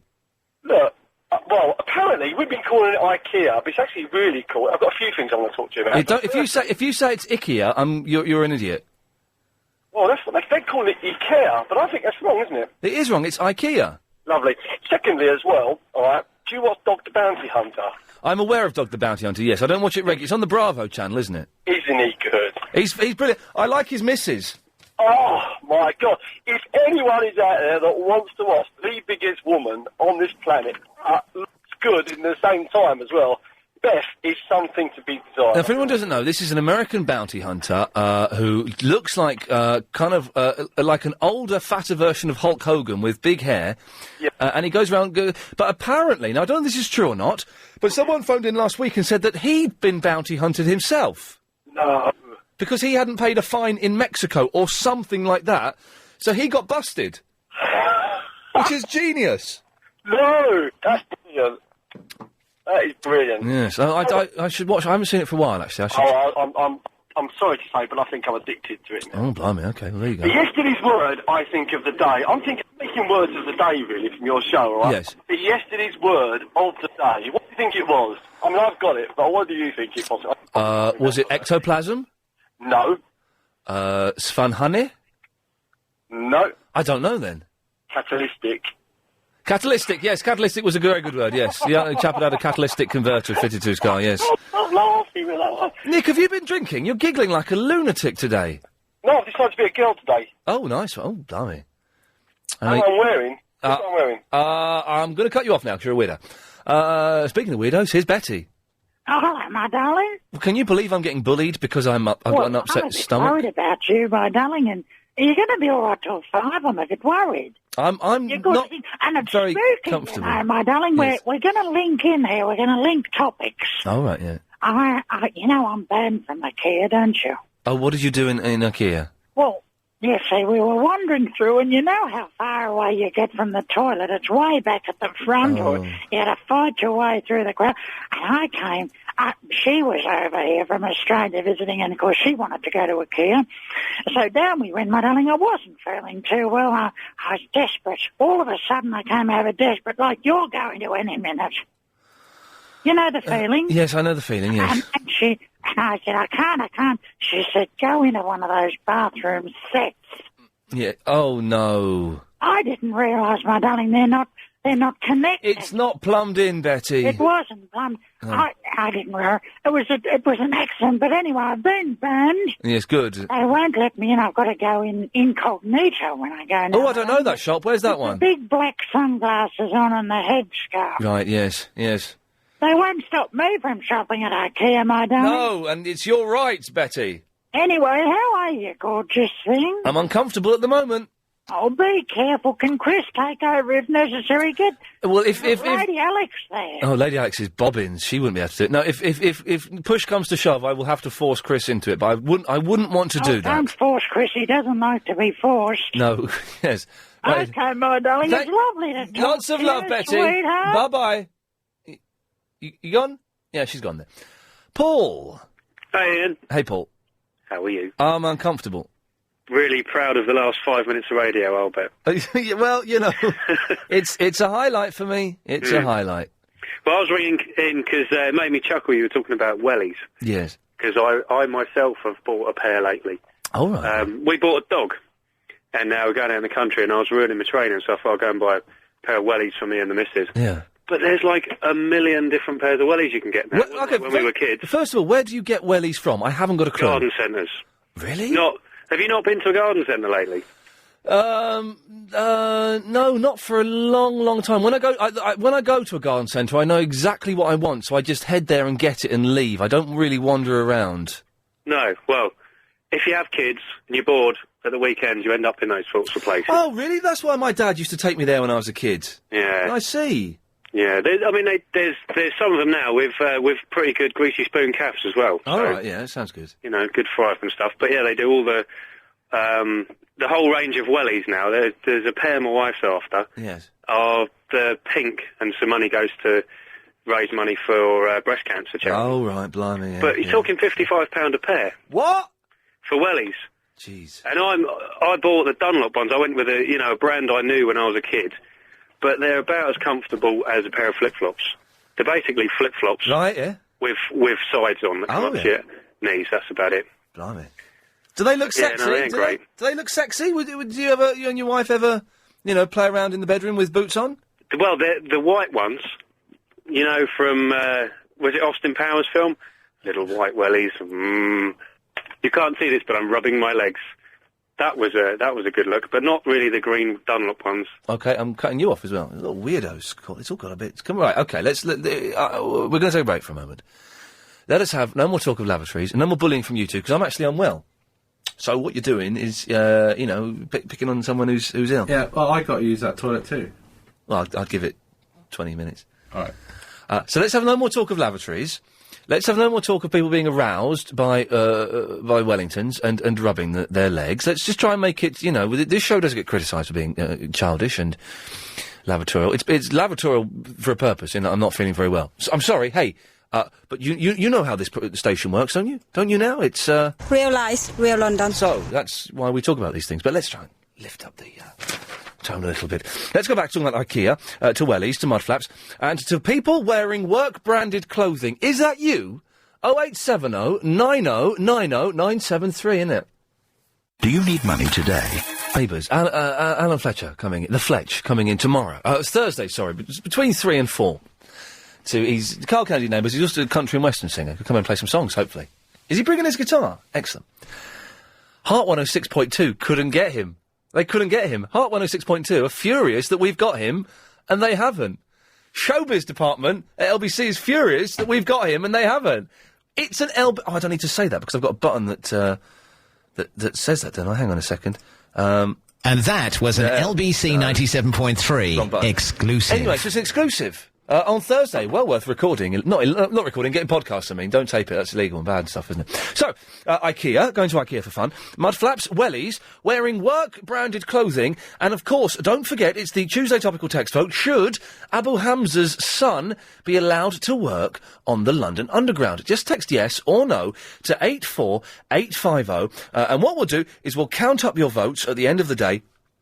And then before 6 o'clock, we will let you know exactly what the outcome is. The Tuesday topical text vote, where you feel more involved than you actually are. Alan's in Roehampton. Good afternoon, Alan. Hello, Ian. How are you? I'm uncomfortable, but I'm not going to mention it anymore. Yeah, well, yeah, you don't need to explain that one. No. Right, I'm after your help, actually. I can give it to you. Oh, I hope so. Last night... That you do. Or yesterday, I was visiting friends who had been ill. Oh, right. I'm laughing. Sorry, I didn't mean to be laughing at that bit. I was explaining to them that I was going to ring up the Gary King quiz. Oh, the big quiz with Gary King, 7 o'clock? Yeah. Well, I tried, and they said that they would listen. Yeah. Now, I tried and I couldn't get through. You couldn't get through to the big quiz? No, it was engaged, and I had it was either ring in and ring in off, or just engaged. Right. However... That's strange. That's very strange. About 7:30... I thought that you could get on there quite easy. No, you can't. It's impossible now. All right, blimey, okay. Since they changed the number, your number, the 0878... Oh, yes. Unbelievable. But anyway... Yes. What happened was, about 7:30, in between me trying to ring... I'm Gary King. Yeah. My phone rang. Can you answer this question? Go on, then. Which bird lays the biggest egg? An ostrich. I'm Gary King. You don't lay it. Can you answer this question? Go on, then. Have you ever peed in a swimming pool? Oh, no, not him. Ian, I need your help. Yes. Right. 7:30, my phone rings. Yes. And did the phone say... I'm Gary King. No, it didn't. Oh, what dear. it did say was, I'm Davina. Oh, sexy Davina. Exactly. She is very sexy. It said, I understand you're trying to ring LBC quiz. Yes. And I took it. I took it in. I couldn't believe. I thought, what? I said, what are you ringing me for? Yeah. Oh, well, you're trying to get through to the quiz. And yes. Then I heard a bit of laughter in the background. Oh, I realised I was being wound up. Oh, what a bunch of... Yeah, but the voice nonsense. was absolutely spot on. Yeah. It was fantastic. Oh, yeah. I want to get her back. You want to get Davina's back? I want to get the woman back. Oh, right. My friend. All right. Her name is Diane. Okay. Now, she finishes work at 5 o'clock. Okay, right. And I've got a direct number to her. At work? So I can't give that over the air. It's her direct work number, is it? Yeah. Okay, this sounds like a plan. What's her name? Diane Bolton. All right, brilliant. Okay. I'm going to give you back to Chris. Yeah. And give Chris the number, then come back. Yeah, lovely. All right, go on, Chris. Get the number of Alan. This sounds like it's going to be brilliant, this is. It's a bit like those prank phone calls Noel Edmonds used to do in the thing. Do you remember the Noel Edmonds funny phone calls? It's going to be like that. So we're going to... this is brilliant, right? What we're going to do, we're going to phone Diane up, and we're going to get her... Is Alan finished? Let's have Alan back. Get rid of Catherine, and put Alan back. Alan, all right, he's got the number, yeah. is he? Excellent. Right, now, Right. I'll give you a little thing. Yeah. She loves psychics and mediums. Oh, right, yeah. She actually gave me this book yesterday to read. Yes. By a bloke called Keith Charles. Keith Charles. All right, let me write that down. Psychic Cop, it's called. I've got it in It's front called of me what? now. Psychic Cop. Cop? And it says, the amazing story of Britain's only clairvoyant detective. All right, brilliant. How about Brilliant. that? Oh, brilliant. All right. Any chance you can ring her? Oh, Alan, you've got it. Lovely. Right, all right, get rid of Catherine. Right, Alan, you've got to be quiet, all right? Yeah, We're no going to do it now. Right, you need to just get rid of Catherine. I need you to dial it up for me, Chris. We're going to get her, okay? Right, this is going to be bright. So, her name's Diane. She's got a book by Keith Charles called Psychic Cop. Yeah. And she phoned up and pretended to be Davina from the big quiz. She got you last night. She got me. We are going to get her good and proper here, my friend. Okay. All right, Okay. Here we go. Here we go. All right, Chris is dialing the number. This is going to be blinding. This is going to be absolutely blinding. We're going to do a brilliant prank wind-up phone call. And we are going to make Diane feel so small. I hope so. Here we go. All right, this is a lot of fun. I'm a bit nervous. Here we go. It's ringing. Shh. This is going to be brilliant. What are you going to get? This is going to be great. Here we go. Shh, don't say anything. This is going to be great. I can feel it. It's going to be a good one. I hope we're recording this, because I want to... It's going to be brilliant. This is brilliant. Where is she? Where is she? Oh, come on, Aunt. She's not there. Oh, this is rubbish, isn't it? Oh, flipping heck, Alan, you stitched this up. No, she finishes at 5. Oh, shh. All right, here we go. Shh. Hello? Oh, Alan, what have you done? You've stitched this up. The number. You've stitched this up, you plonker. Her mum said she finishes at 5. Shh. Hello? Oh, Alan! You have stitched it. No, Ian, phone her tomorrow. Hello? Hello, is that Diane? No, it's Paula on reception. Is Diane there? Diane... Bolton. Bolton, hold the line a moment. Thank you. Pardon? Thank you. Thank you. Thank you. We're going to get that good and proper here. Good music, isn't it? Hello, no, it's going on to voicemail. Would that be of any use? Yes, if I could leave a message, please. Yes, hold the line, please. Don't worry, Alan. I can do this. This is going to be blinding. Okay. Watch this. It's going to be You absolutely... have reached the voicemail of Diane Bolton. All right, lovely. Sorry, I'm unable to take your call. I'm going to stitch her up so much here. I'm going to stitch her up. Go. Hello, Diane. This is Ian Lee from London's LBC 97.3. Alan from Roehampton has called me up and asked me to do a wind-up call on you, but you weren't there, so we'll probably call you up on Thursday, if that's all right, probably about 4:30, and I'll do a prank call and pretend that I'm Keith Charles, who wrote Psychic Cop. Hope that's all right. Thanks very much for being a good sport. Take care. Bye-bye. Yes! I did it, Alan! I totally wound her up, man. Alan, listen, thanks for that. I didn't get double bolted there, did I? Blinded good work, Alan. Oh! Meet Careful Kev. A penny say. Really stitched up Diane there. And if you want me to stitch up one of your mates, then, you can get lost. Catherine! Hello. Hello, Catherine. How are you? I'm excellent. Well, actually, I was ringing actually to commiserate with you because I've also got a bit of a dodgy tummy. It just came on 25 minutes ago. Well, I had mine this morning. It seems to have got a bit better, but it took me by surprise, and I was wondering maybe we've got the same thing. Well, maybe it's a bug. I mean, it could be something I ate, although I didn't really eat much, so I doubt it's that. Could it be stress? I'm a bit stressed at the moment, Catherine. Yeah, I mean, that can affect it, certainly. That's But it just came on from nowhere, and I sat down. It's one of those things, as soon as I sat down, I thought, I should have waited until I finished work, because I could be here for 45 minutes. Yeah, it's very distressing, isn't it? What have you done to ease your troubles? Well, I'm trying to make some soup, but I don't think that's going to help, really. No. I'm supposed to be having friends over this evening, and, obviously feeling a bit dodgy. Cancel it. No, I can't. I can't bottle. What? Well, it's not bottling it if you're ill. It's only bottling it if you're ill. It's a cancellation. I guess. But you wouldn't just... You're not allowed to just leave, are you? Well, no, I'm not, and I've got a meeting tonight that I have to go to. Well, that sounds quite important. Well, it is kind of I guess me having friends over for some soup isn't probably that important. You're just giving them soup? Well, not just soup, no. But, it's Halloween and stuff, so I'm doing something with a pumpkin. What are you doing with the pumpkin? Making it into soup. Oh, right. Pumpkin soup, is it? That's correct. All right, nice one, yeah. But you've yet to tell me anything else you're giving them apart from pumpkin soup. Well, sausages. God, you're fun, aren't you? Well, I thought it was quite good Halloween affair. What, sausages and pumpkin soup? Yeah, if I had an invitation... No, not just sausages and pumpkin soup. Why are you... some organic potatoes as well. It gets even better, doesn't it? Yeah. Supposing some kids come round for trick-or-treat, have you got a bag of sweeties for them? I actually have. What have you got? Like mini Cadbury's dewberries. I think you're supposed to give them fags now, aren't you? Well, I've got some fags as well. Give them a few silk cut. Well, they're not silk cut. I think they're some French ones. Oh, not Gauloise. Yeah, I think they are. Oh, they stink. Well, I've not smoked them myself. Gauloise stink of horses. Well, it's because they're French. Yes, exactly. Well, Catherine, listen, have a good night, and I hope everything clears up. Thanks very much. Bye-bye. You too. Bye. My friends were in for a dull night, though. Soup and sausages. Jeez. OK, there we go. That's the backbone of the show broken. Just a little bit more to go, and then we're home dry. 0870 90 90 973. Ladies and gentlemen, I thank you. We've got, we're having the Tuesday topical text vote. 84850. Yes or no? Should Abu Hamza's son be allowed to work on the tube? Let's have a quick look at some of these. No. Absolutely no. No. And Ken Livingstone should be shot by a firing squad for even suggesting it. So, let's get in the kind of fuse there. We'll have the results of that just before 6 o'clock. If you're keen to find out what the answer is. What else have we mentioned on today's show? Well, quite a lot, actually. We've done loads. You can read the blog on www.lbc.co.uk to know what the show has been about, because I wrote it before we did the show, but it's been kind of accurate so far. We've asked, who still wears Wellingtons? Whatever happened to mud flaps?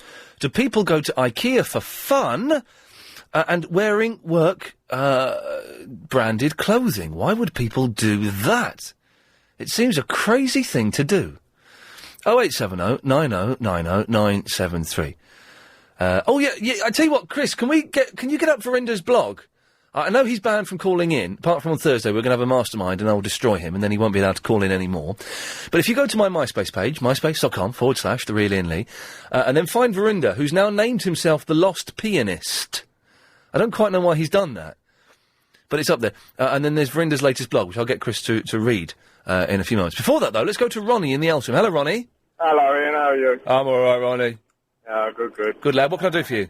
Yeah, no, I'm bringing up because you was worrying about, well, for starters, a little bit of plastic that hangs off the back of the car and the plastic strip that goes along the side of the car. Yes. Yeah, right. The guy that rang up a little while ago was right, basically. It's for the static electricity. Have you never got out of the car and never got a static shock? I don't think I have. Oh, right. Well, I have, anyway. I know that much. Oh, okay. Maybe I have, actually. I'm not sure. I hadn't really thought about it. And then with the plastic strip along the side, you still do get them, but they're usually colour-coded with the car. So they blend in their camouflage. Oh, okay. I see. Camouflage. Yeah. Excellent. And mud flaps, I tell you what, I've had a mare with mud flaps that they should be brought back wherever they've gone, because I was just on the M20 coming down to Rochester. Yes. And I've had a stone flick up and chipped my window. So now I have to go and pay out a lot more. And hang on, would a mud flap have stopped that happening? Yeah, it would have. It should have. Yeah, the chip windows. The thing is, nowadays, without being too boring, if you've got a chip window, you can't drive with it. You've got to get it replaced, haven't you? No, it depends. If it's in the line of your view and it's obscuring your view, then yeah, you do. But other than that, no. It's just a little chip you can get away with. Ronnie, you're a good lad. Thank you very much for that. Okay, can we have Verinda's blog on his MySpace page? Verinda, who's now named himself the Lost Pianist, writes blogs. And Chris, would you like to read the title of this one and read the blog for us, please? I've got the bleep button ready.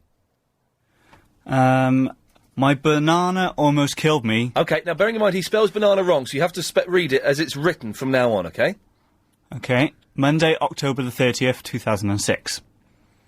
When I was 4 years old, I had a banana. It was my toy, innit? Other children had them, dolls, and teddy bears, cars, banana. It was those toy bananas. Well, he says banners there. Banners. I did not know what to do with it. It was nothing or kids. Used to take the me because I had a banan. So one day, what I did was try to the banana. But it was plastic, so I chocked. I almost died. That is the nearest I come to death. Now, Chris has been very generous there and added much more punctuation than was actually used in the writing of that blog, so well done there. That's genius. Oh, there we go. Kevin. Hi. Hello, Kevin. Sorry, I thought we'd have a little bit of Verinda's blog because it's such a... He's a class act, isn't he? He certainly is class act, yes. What can I do for you, Kevin? I wanted to ring up about branded clothing. Oh, yeah. Do you wear work-branded clothing? Kind of. Because my company makes a visual product, we actually design toilet cubicles, so I'm afraid still on the lavatory. God, yeah, we're trying to steer away from that. Well, we'll try and make that brief on that side then. Okay. I use iron-on T-shirt transfers and create sort of montages of what we do. What? So when I go and see my sort of target audience, it's just a way of sort of, making me a bit more personal to them. So iron-on transfers very well. So you make montages of toilet cubicles? I do, I'm afraid, yeah. And I walk the streets of that as well, so... But the thing is, we all know, don't we, those iron-on transfers are rubbish, because they don't... Once you wash them, that's it, they're knackered. No, you just got to get the right ones. Oh, really? You can get good... And You can get good ones, yeah. So you go into places, offices and things like that, with a view to making toilet cubicles for them. I do, yeah. And they see your T-shirt and they go, wow, I want you to make cubicles for me to use. It's, I go and see architects and interior designers, and as they are sort of visual people themselves... They are very visual. Yeah. And fashion-minded. Let's face it, us guys, we can't wear much in the way of jewellery to actually sort of personalise ourselves. No, we're so idiots. That's how I get myself across, you see, so... Okay. Brilliant. Well, that's blinded. Thank you. That's unusual. You couldn't send me a T-shirt with that on, could you? I will happily send you a T-shirt, Ian. Come on, man. Send as big an extra large if you've got. Okay. And I shall wear that around LBC Towers. You're very kind, sir. Good lad. Thank you, Kevin. Thanks, Ian. There we go. Well, I'm getting a free T-shirt with a montage of toilet cubicles on it. Thank you. Bruce.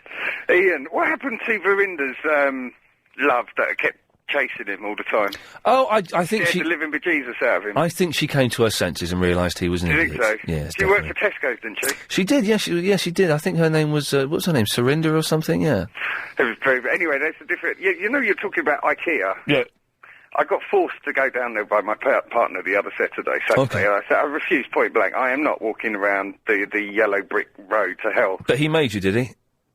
You're very funny. Yes, you did. Okay, well, just use a partner always implies... No, well, my son was there, so that would, be hard to do. Well, no, but still. Anyway, yes, we've got 40 seconds. Enough of this, So this banter. we're up there, I take the son to the play-around area, which I'm a little jealous that I won't fit in. Yeah. And I find this other guy with a kid, and I think, like-minded soul, I can talk to him. And I say, look, our days are finished. He goes, no, you can come here in the evening.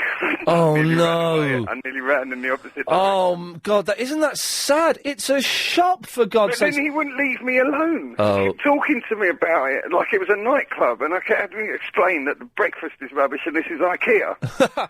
Bruce, listen, thank you very much for that. Things like that make me very sad. There's a world out there to explore. Why spend your time in a flat pack store, for God's sakes? The Chevrolet Kalos is... Yes, B. Good day, senor. Oh, where have you been?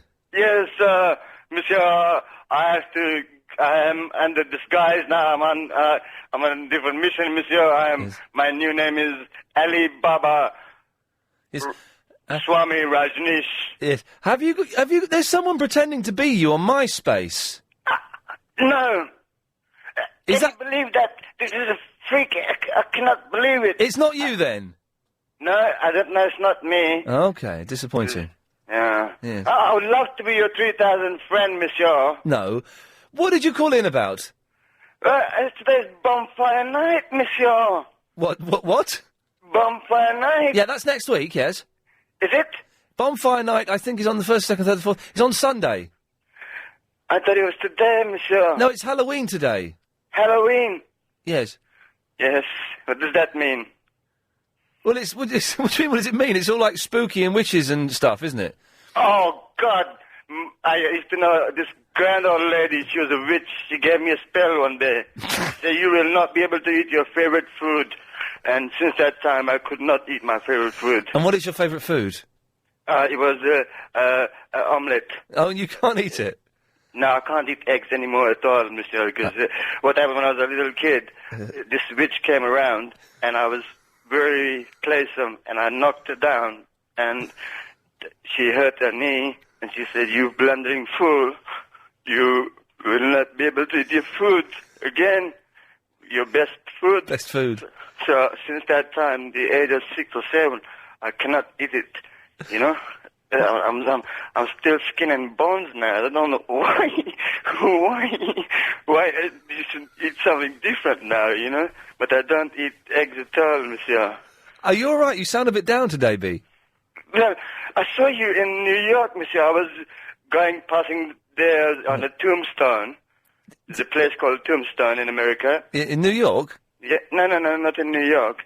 Somewhere in America, I don't know which part is which, because, you know, to me, it's foreign, you know? Yeah. Yes. So, I saw you in a shoe shop buying these cowboy boots. Oh, yeah, I did buy some cowboy boots, yeah. Yes, you were there, weren't you, monsieur? I was the one who said to you, good day to you, boy. Oh, was that you? Yes, that was me. I said to you something like, what did I say to you? Something in American. Something like, you're pop idol, you know? Something like that, you know? I don't know. But I think you might have remembered me because I was the one in disguise. I do remember seeing someone in disguise saying, hello, you pop idol. Yes, I do remember. I didn't realise that was you, B. Yes. 40. Yes. I was standing underneath the Statue of Liberty Yes. just to get my sunlight. Yeah, I wasn't in New York. Yes, it was in New York. Yeah, I wasn't in New York. Oh, where was you? I was in L.A. L.A., where's that? That's the other side. That's 3,000 miles away from New York. God, you must have had a close encounter, that means. Yeah. It's like if spirits meet together. Yes, B, thank you for calling. Ian, I missed you, my friend. I missed you. I'm trying to ring you as soon as I can. Oh, okay, good lad. People are not letting me go, you know. Yes. The last time I turned the fire. Yes. And I was throwing trees in it, and I blew Okay. this goddamn house. Okay. It was made of glass. B, I've got to go, B, thank you. Cheers, Bob. Bye-bye. What a nice man. What a nice man. Young Phil. Young Ian. Yes, sir. I've been to LA. When I say I went to LA, I was there. I didn't see anything. All I saw was a hotel and an office where I was working, and then came back. That was it. Just a night stop. Just a night stop. One night stop. Yeah, listen, going back to Ikea. Yes. I look after a property developer, and I'm always going backwards and forwards every couple of weeks. And, God, how warped have you got to be going to that place, going round the silly arrow bit, but some of those stupid bags. Well, to be going there just for fun is definitely warped. I mean, I've bought stuff there, and the stuff they sell is excellent. It's not to my taste as I get older. I think it's all a little bit samey. It is a bit. But it's to go there for fun for the day is insane, surely. It is, but the meatballs, have you been to the cafe bit? The meatballs are good. You can get 16, I think, for $2.99. I've never had the meatballs. I've had they stopped doing them for a while, but I've had they do them again now. The vegetarian hot dogs. Vegetarian hot dogs? Yeah, for You 50p. don't tell me you're a vegetarian. I'm a vegetarian, young Phil. Oh, same as my girlfriend. Oh, maybe I should sleep with her. Yeah, maybe. Caroline, let me ask you. Would you? Ian Lee's a vegetarian. Would you like to? He said, would you like to sleep with him? She's smiling. Is that? Smiling. Best reaction I've had in years, so that's not bad. No, she said you wear corduroys. What's no, wrong he with... doesn't. He stopped. He's got blue jeans on. No, I was wearing... What's wrong with wearing... She's talking about my brown cords. I was on telly. Brown cords. That is really sad, isn't it? What's wrong with brown cords? They look cool. Put her on. Put her on. Hang on. Come here. Come here. Look, she's running away from me. Chase her. Grab her. Right, hang on here. Say hello. She's going I've cornered her. Just say hello to Ian. She's got... Grab her! Tie her down! She's run away from me. You're a bottler. Don't do that, normally. Just that was special circumstances of chasing that woman and trying to make her speak on the phone. Don't make a habit of that. That's bad. Very, very bad. Dave is in Camberwell. Hello, how you doing? I'm all right, Dave, yes. What can I do for you?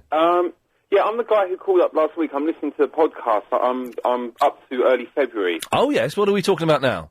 So you're calling from February? I'm calling from February. I mean, it's basically on today's show, and I'm only 5 minutes into it. Okay. So it's 3:05. Okay, yes. Dave is calling from the past. Chris has just made it back into the office. He was out for 2 days because of a Farnham versus Farnham Common location argument. That's correct. He thinks that Farnham Farnham Common is in Surrey, and he's wrong. Yeah, I don't want to bring up sort of bad blood and stuff, but that seems to be resolved. Yeah. I'm only 5 minutes in, so he's back in the office. Yep.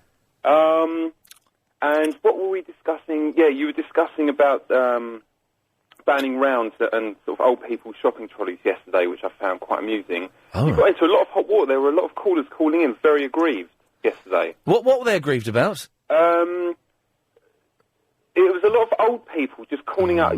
Basically, you got into an argument with one guy,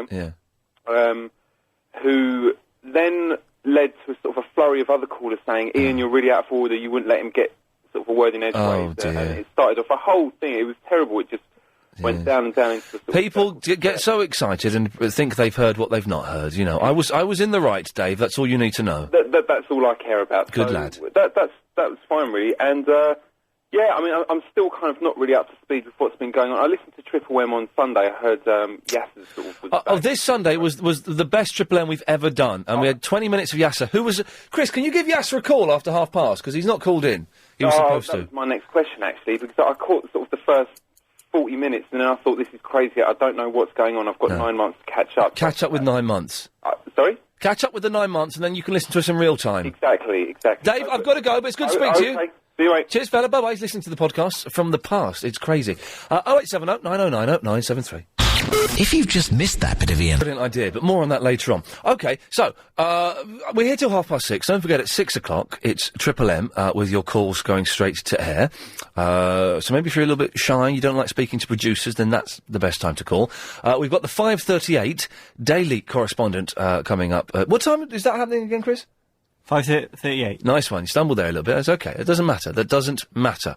So if you want to give us a call between now and 6, probably a good time to do it now. We've got a few free lines. That means we haven't got many calls at all. 0870 9090 973. Yasser coming up after the news. Tax votes 84850. Should we let Abu Hamza's son work on the underground? I said yes before, but Iain hadn't said the guy was a convicted terrorist. I now say no. There you go. This proves why text votes are so darned useful. We'll have the results in about 23 minutes, or thence about. OK, it's Yasser! Hi, Iain. Hey, man, how's it going? All right, the reason I was going to call in yesterday... Yes? But my cordless phone wasn't working. Your cordless phone wasn't working? I was going to phone, but it wasn't working, and now it's working, that's why I called in today. Well, we called you, I think, didn't we? No, I didn't get no call yesterday. We called you today, though, didn't we? No, I called you first. When? Did it? 4. Oh, OK. Oh, OK, fine. All right, lovely. Yeah. The reason I called in was... Yes, Yasser. What can I do for you? I sent you an email and you responded back to my email, remember? Let's have a little look. I'll go to my Yasser file. I'll read you the email. Fill in my questionnaire, please. That was the one I sent yesterday. Oh, OK, go on, read out the email. It said, it's sent today at 12:28. Oh, OK. Oh, it says on the thing, it said, hey, Yasser, if you called in today, of course I will apologise and correct any statements I made about the clocks. Give me a call and it should be done. Looking forward to speaking to you, Iain. I wrote that myself. That's correct, isn't it? That is correct, yes, sir. So, But do you remember... Well, in that case, if we're playing reading out the email game, let me read out the email that you sent to me before that. Hi, Iain, it's Yasser. I was wondering if you could help me, because I need... Iain, I know that email. I said, can you... that, hang on, you read out mine. I remember that email, yes. Yeah, but you read out mine, so let me read out yours. Yeah, I know the email you're going to... Look, I'm going to read it out. Iain? Let me read it out. I was wondering if you could help Iain? me. Well, you read out my email, so let me read out yours. Iain? Yes, sir? Hello? Can you hear me? Hello? Can you hear me? Hello? Can you hear me? Hello, Iain? Yes, sir, can you hear me? Iain? God, my mouth is Is anybody there? Hey, little hen, when will you lay me an egg for my tea? Yes, sir? Hello, Iain? Can you hear me? If you can hear me, say yes. If you keep this up... Yes, sir, you want me to call in? Oh, yes, sir, can you hear me? Yes, sir? What has he done to his flipping phone? Iain? Yes, sir? What have you done to your phone?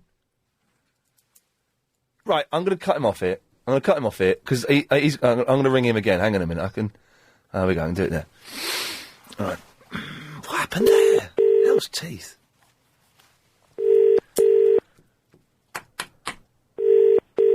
Oh, we've lost him. Hello? Hello, is Yasser there, please? Hold on. Thank you.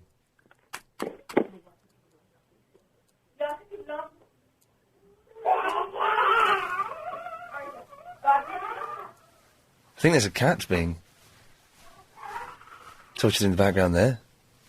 Chris, do you want to get Yasser? And I'll take another call while you have a word with Yasser there. Let's Tallulah. Hey, hello, you. Hello, Tallulah. Hello, Iain. Hello there. When I hear the word Wellingtons, yeah? Yes.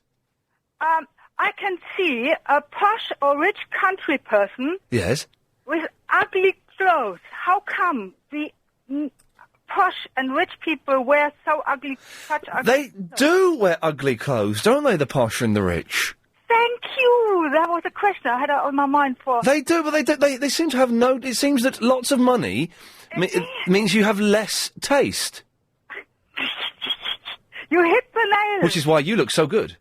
Exactly, rock and roll. Rock and roll. And then they wear these green jackets that smell. Oh, the barber jackets, they're called. I don't know. They're called barber jackets. They're like green wax.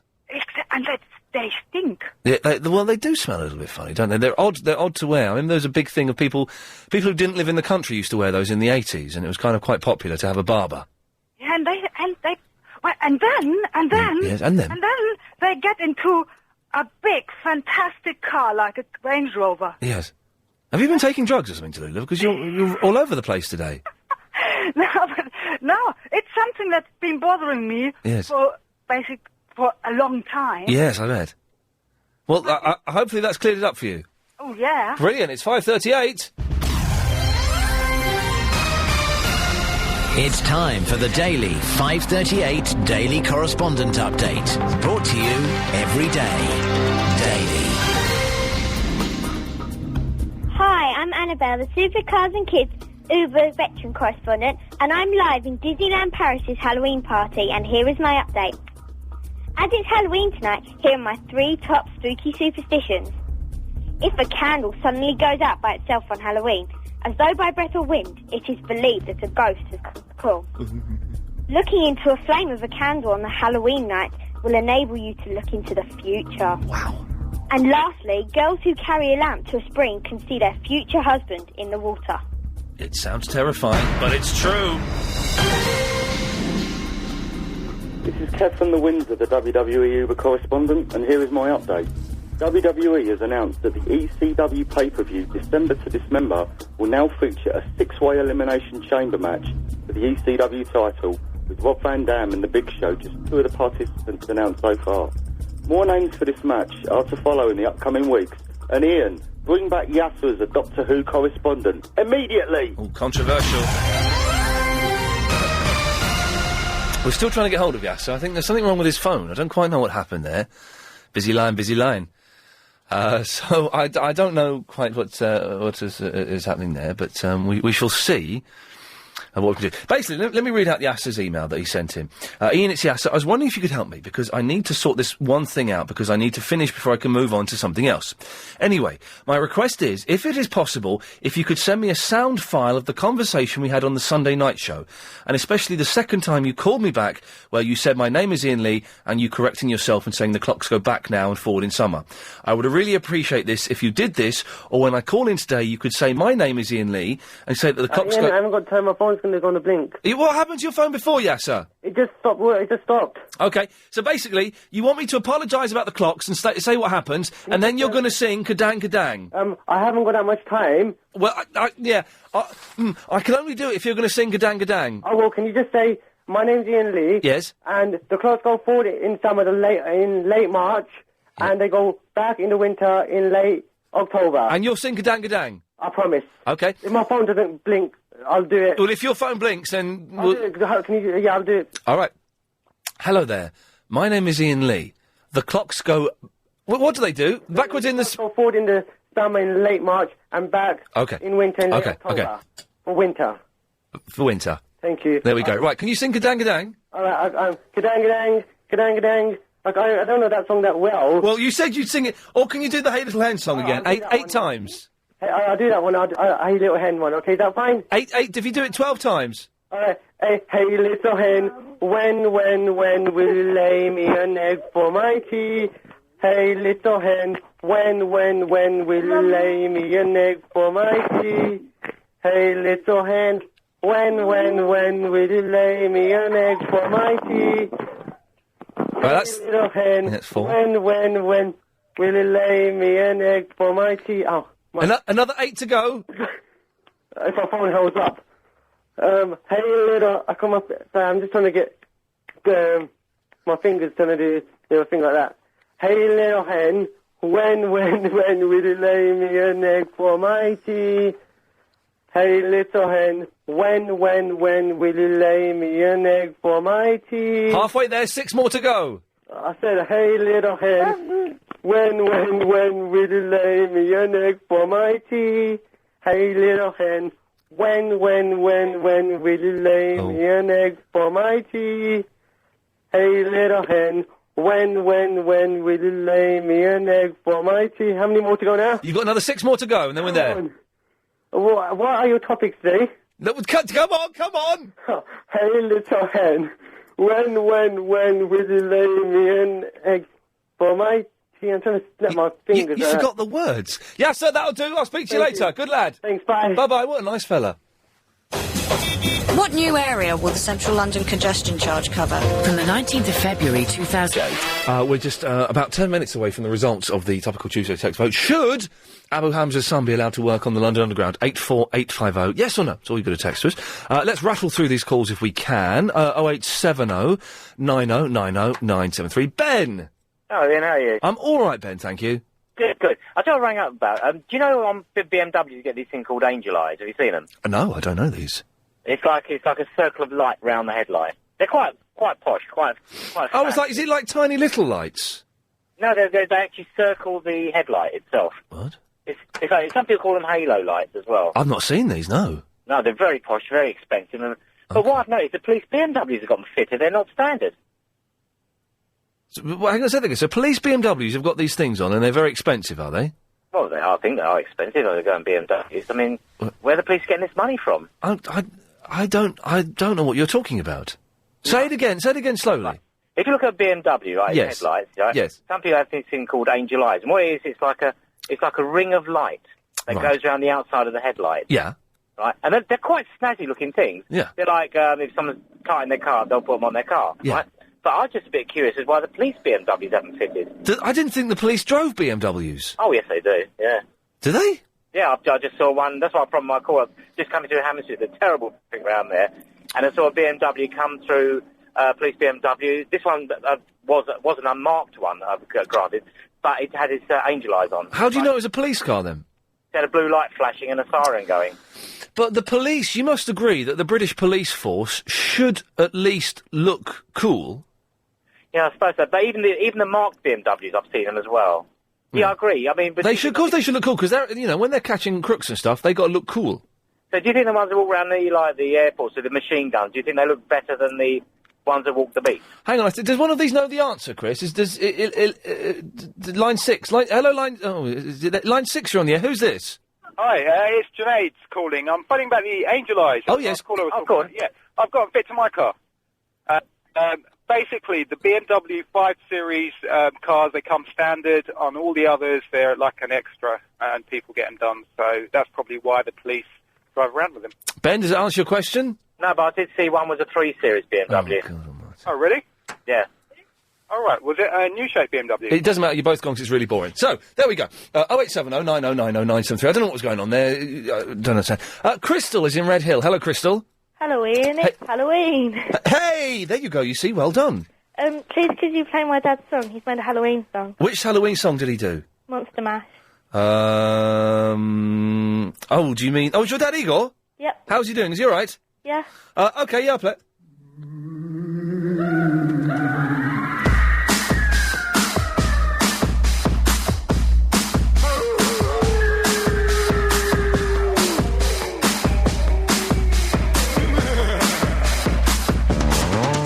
I was working in the lab late one night when my eyes beheld an eerie sight.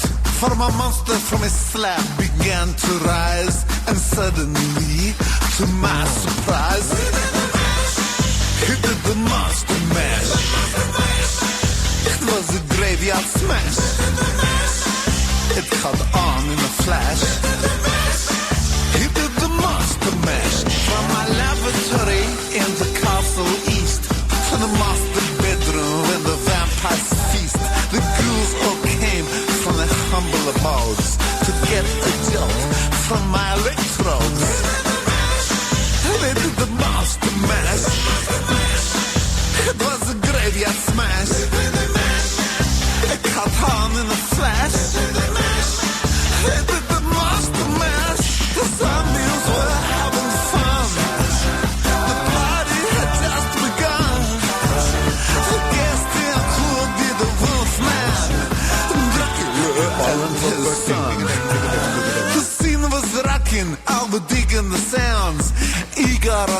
That's me, back by the hounds. The coffin, the bangers. We're about to arrive with a vocal group, the Crip Kicker 5. Yeah, they played the Monster Mash. It was a graveyard smash. It caught on in a flash. They played the Monster Mash. Out from his coffin, Drake's voice did ring, since he was troubled by just one thing. He opened the lid and shook his fist and said, "Hey, whatever happened to my Transylvania twist?" Yeah, it's now the Monster Mash. And it's a graveyard smash. It's caught on in a flash. Yeah, it's now the Monster Mash. Now everything's cool. Drake's a part of the band. And my Monster Mash is the hit of the land. For you, the living, this mash was meant to. When they get to my door, tell them Igor said you. Yeah, then you can Monster Mash. And do my graveyard smash. You'll catch on in a flash. Yeah, then you can Monster Mash. Yeah. Whoa. Hey, Tommy. Can you do a werewolf? Monster Mash. Ba-woo!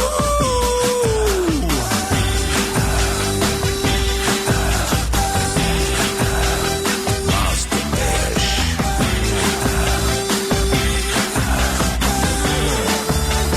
Monster Mash.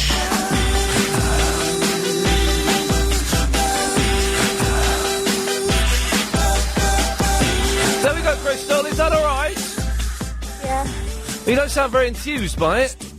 I've just been told off by Heather Jingles for playing that, so I put my neck on the line for you. Well, I think it's good. I think it's good. I think Heather Jingles is a fool and should bunk off work less. Yeah. Crystal, thanks for that. Yeah.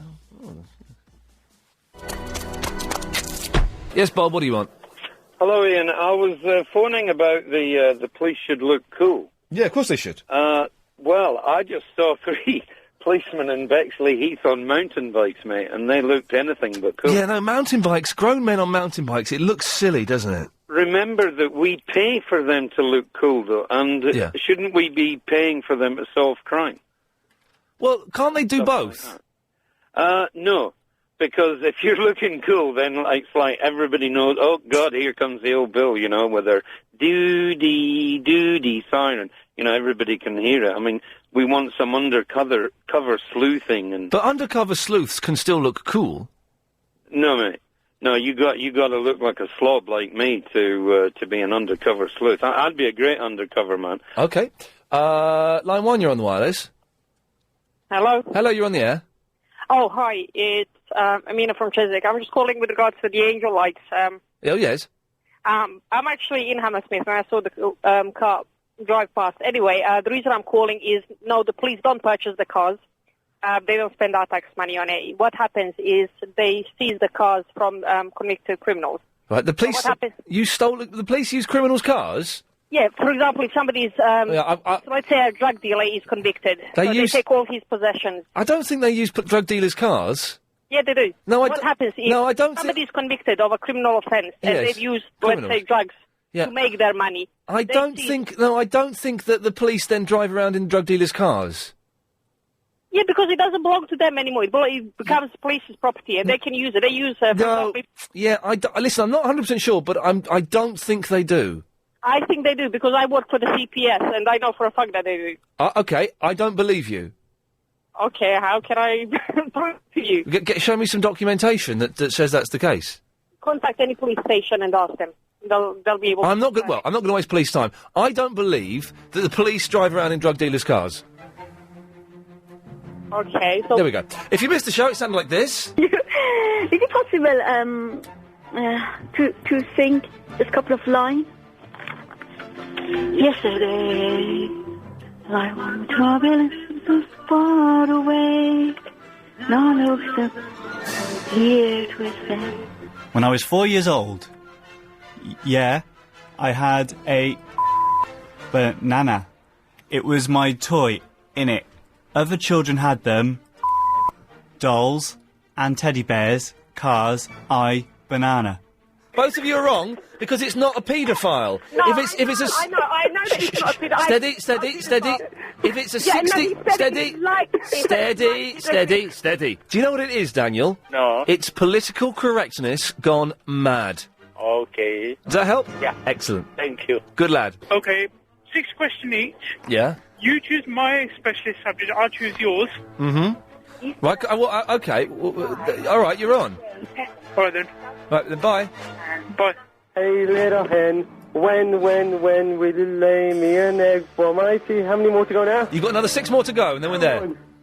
Excellent stuff. That was brilliant. Thank you for that. Okay, here's the results of the Tuesday topical text vote. I'm turning the screen on now. The question was, should Abu Hamza's son be allowed to work on the tube? 11% of you say yes, let him work.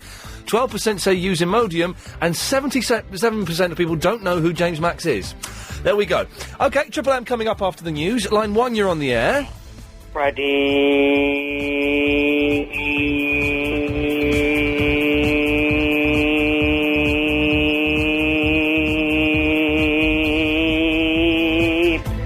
Good lad. That's how it works. You don't have to Pradeep. You can do pretty much anything you want after the news.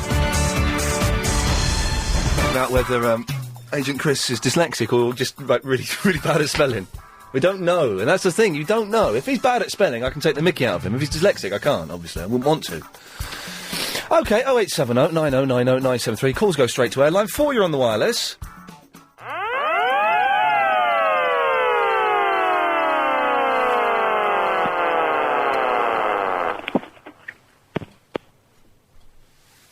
Oh, line 1, you're not there? Oh, okay, missed that one. Let's go to line 7, you're on the wireless. Hello, Ian. Oh, it's Graham! How are you, Ian? I'm not very well, actually, Graham. Got an upset stomach. You know what the cure for that is, Ian? If you say a cork, I shall come round there and punch you. I wasn't going to say that, Ian. What are you going to say? Comedy gold, Ian. That was, Ian. I think they call that comedy gold. It's Halloween, Ian. That's the cure, is it, for an upset stomach? No. Oh. It's Halloween, Ian. I'm aware of that, yes. I was going to do a little bit, Ian. Oh, go on, do your turn, sorry. Now, London. This is Graham calling from beyond the grave. By all means, go out and enjoy yourself tonight. But remember, be safe. Don't graffiti on people's garden walls or garages, because they might pull you in their house and give you a telling off. But enjoy yourself. And don't be scared. Except for you, Ian. You'd be scared. So you've just come on to threaten children, have you? I'm going down for this, Ian. Yeah, goodbye, Graham. Okay. There we go. Ignore that. Don't ignore him. Yes, line 2, you're on the wireless. Hello, fella. How are you? I'm all right, yes. Yeah, excellent. I think I've sorted the problem of global warming. Oh, brilliant. Yeah, go ahead. Well, if everyone in the world just opens their fridge from 6 till 6, then the world will get cooler. Now, that is a good idea. That is borderline genius. Well done, you. Line 5, you're on the wireless. Hello? Hello? Hello? Hello? Hello? Hello? Yes, you're on the air. Hello? Hello? Yes, you're on the air. Hello? Yes, you're on the air. Hello? Yes, your phone number ends 651. Yeah. Hello? Yes. Line 5, you're on the wireless. Oh, blimey, me. Yes. Sorry, I've only just dialed. Call policeman. Yes. I think it'd be better if they dressed up in Disney costumes, i.e. be completely uncool, and I'll tell you why this is. Go on. If you speak to people on the street, they'll go, oh, you never see a policeman on the beat, don't they? Yes. Like, they're always saying there's not enough on the street. They do say that, yes. Yeah, but if you saw one dressed as Goofy, you'd remember it for quite a while, and if somebody said, oh, I haven't seen a police, you go, oh, I saw him just the other day, he was like... It would make more of a lasting impact, definitely. Yeah, and also, you know, it had a sense of humour to be, you know, say if I got caught with a couple of kilos of cocaine, I know I'm going to be sent down for a few years, Yeah. but how could I fail to see the funny side? Yeah, that's a good point. Well done. Thank you for that. Line 7, you're on the wireless. Hello? Hello there. Hi, it's Willis. What are you talking about, Willis? Don't. Yeah, I got him. Did I get him? I don't know what happened there. Line 8, you're on the wireless. Hi, Ian. Hey, Barnsworth. Hi, how are you? I'm fine, thanks. You all right? Yeah, I'm fine, thanks. Cool. Listen, it's my cousin's birthday, right? Yes. The weekend, and I don't get along with her. Oh, blimey. Why don't you get along with her? The last time that we met with each other, we had a fight, Yes. and I mean a massive fight. Yeah. And I'm trying to think of excuses to get out of it. Yeah. And the best thing that I've come up with so far is I've got lots of uni work on, which is really rubbish. Yeah. So, It's the uni work is always a good thing. yeah. You've got a lot of work to do, and you've really got a bit behind. The thing is really important module coming up, and the semester is coming to an end, and it's just all kind of really got to get this finished. If I can make it, I will. But if I can't, I'm really sorry, and we'll do something next time. Yeah. That's. Oh, and by the way, I want to say I'm real sorry about Sunday. I didn't mean to be nasty to you. I know I didn't mean to be nasty to you, and we're all friends again, and that's groovy. Although, it sparked off, there's a lot of internet debate about our falling out on various forums. No, I've been told about It's this. crazy, isn't it? Those guys are freaks. Don't they understand how this thing works? They're not freaks. I just thought them were quite nice. Yeah, most of them are freaks. But yeah, we never. Well, you made me mad, but I'm okay now. Okay. I'm sorry. Barnsworth, it's fine. It's good to talk to you. Take care. You too. Bye-bye. Where should we go to now? Let's go to line 4. Line 4, you're on the wireless. Hello, can I correct what Zoe said yesterday concerning the payment of money to somebody? What? You know, if you're overpaid. Oh, yes. Zoe, your law student, has got the wrong end of the stick. This is Baz. Okay, this is Baz, who was overpaid £4,000, and Zoe phoned in with one thing, and you wish to correct her. No, I wish to correct her. This is the law.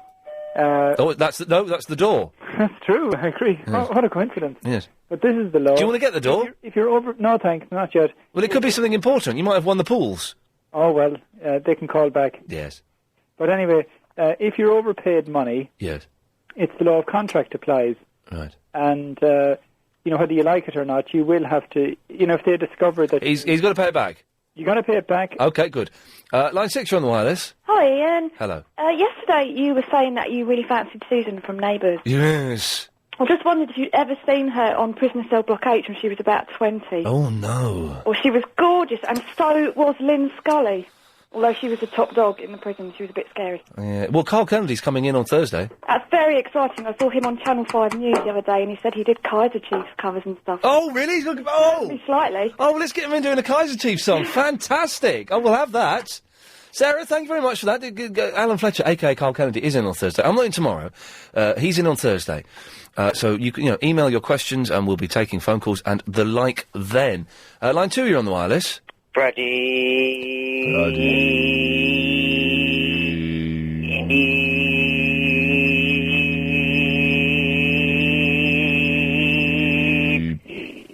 Good lad, thank you. Let's do one more for the break. Line 9, you're on the wireless. Is that LBC? Yes, it is. Oh, minute to win it quiz. Excuse me? Is that the minute to win it quiz? No, that's not until 7 o'clock, I'm afraid. Oh, I thought you could phone up during the day. Well, they've changed it now, so if you phone up at 7... Yeah. And you should get on. Oh, okie dokie. Good lad, thank you. Thanks, bye. Bye-bye, well, nice fellow. Let's try one more. Line 5, you've got 15 seconds. It's spelt Ikea, but it's pronounced throat wobbler mangrove. Brady. And on that note, we'll go to the ads in a few seconds. What does your immune system actually look like? Button. OK, let's rattle through these now. Line 10, you're on the wireless. Standard, Evening Standard Classified News. Verinda and Ian again, hit 30 mastermind. Send your email votes to Danny Baker, bbclondon.com. More news tomorrow.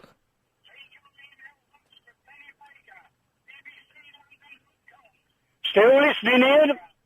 Yes, of course. Of course. He's good, isn't he? I like him a lot. He's one of my favourites. Line 3, you're on the wireless. Hello, Ian. Ken Livingstone here. Hello, Ken. How are you, Ian? I'm very well, thank you. You're right. Yes, what it is. I need your help on something, Ian. Yes, sir. And this has only just crept up on me, Ian, by the way. I'll have you know. Yeah, let me have you know, yes. Yeah, yes. What it is, Ian, is every time I open my mouth, I seem to speak absolute nonsense. Right. And what can I do about it, Ian? Because people are starting to see through me, Ian. I'll tell you that now. Keep it going and open your mouth even more, Ken. Okay, Ian, tatty bye. Tatty bye now. So yes, he goes where he comes for his advice, and he get good advice from me.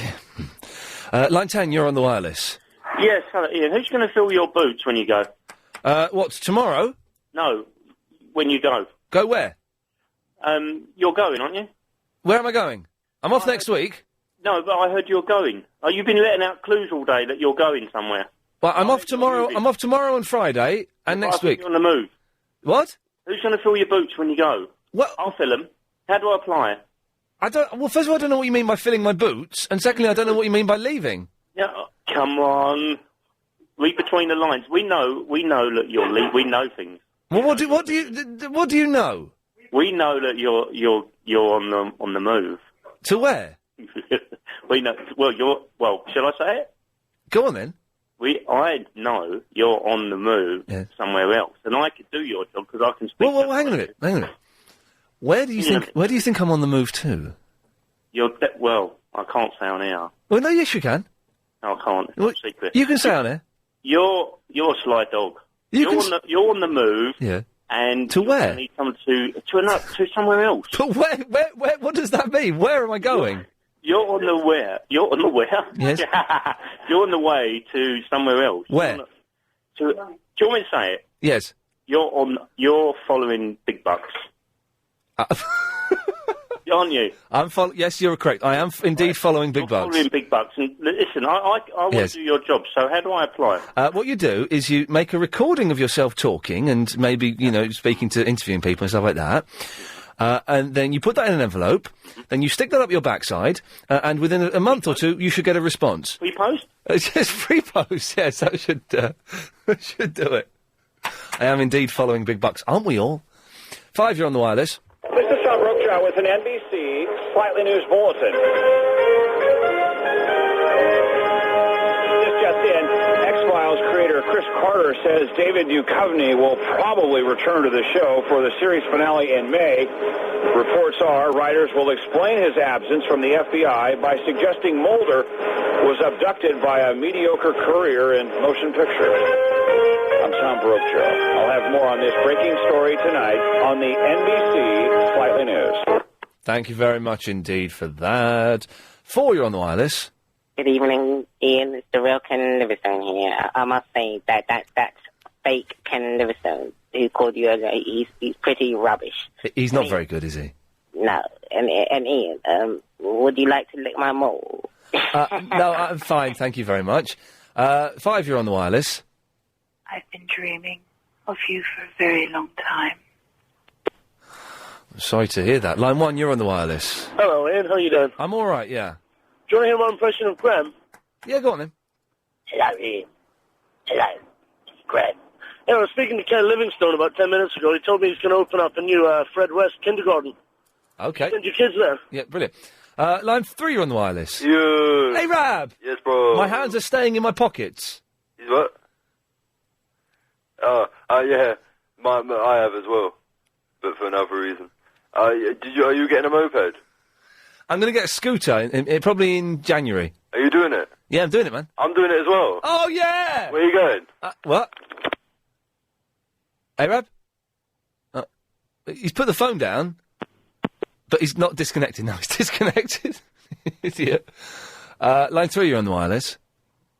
Oh, I'm not one for intellectual debate. No. But that gentleman in the fridge, which it was invariably was extremely amusing. Yeah.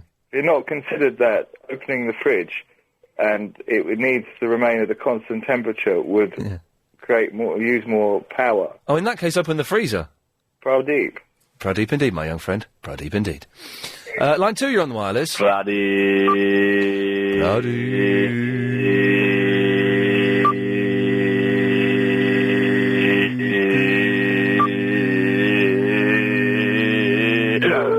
Oh, you bottled it. 7, you're on the wireless. I wasn't dissing you. I fell off my bed. I thought you'd made a joke that I hadn't got, and then you put the phone down. I fell off my bed. I had my hands in my pockets, innit? Because I wasn't high-fiving you. Right, okay, right. But I was... Oh, I just fell off my bed. Line 9, you're on the wireless. Lamb don't know what she said. Excuse me? Lamb doner or shish? Sheesh, please. Salad chili sauce, sir? No, thank you. Aha. You see, sir, you are vegetarian, so how will you order lamb in the lamb doner? I've got it for my friend Chris. I'm not hungry. Oh, no, I never take only for you, sir, special offer, but never more because you vegetarian. Okay. Oh, okay, sir. Yes. 4, you're on the wireless. Hello, Ian. Ken Livingstone. Oh, for God's sakes. What, will you stop calling me Ken? Well, all these imposters you're having on, Ian. Yes. I'd just like to make another U-turn and say if Osama bin Laden had like to apply for a job as a pilot, we'd welcome him on board. Okay, excellent stuff, good stuff. All very topical and satirical, well done. 9, you're on the wireless. Hey, hello there. Hello. Hello there, Ian Lee. Yes. I've been trying to get hold of you for a very long time now. Yes. What are you telling me? You are going away? I'm off tomorrow. Where are you going? I'm off tomorrow, then I'm off Friday, and then I'm off all next week. Okay, you need a minicab. No, well, I could do with the minicab, actually. How much would it cost? Where will you be going? I'm going from West London to Slough. Okay, I will take it, no problem. Brilliant, how much? £50. Oh. Special price for you, my friend. Get 50, yeah, very special price. It's about... £50. Hey, you crazy? It's about... It's £50 for you. It's about 25 quid. Hey, what are you talking about? I'll give you 30 quid. I have a Mercedes car, you know. Has it got the angel lights? What are you talking about now? The angel lights, the little lights things. It's a big Mercedes car. Yes. I'll give you 30 quid and that's it. £50. I will do for you special price. £40. I'll give you 35 quid and let's call it that. Okay, give me your address then, quickly. Yes, it's 13 Bramley Road, as in the apples. No, I will pick you from your house. Oh, well, I'm not telling you where I live. Oh, please do. No, I'm not telling you. Listen, I'll meet you outside. Oh, please, okay, how long? 10 minutes. Okay, then, I will see you in 10 minutes' time. How do I recognize you? I'll be carrying a copy of the Financial Times and wearing a rose. Line 6, you're on the wireless.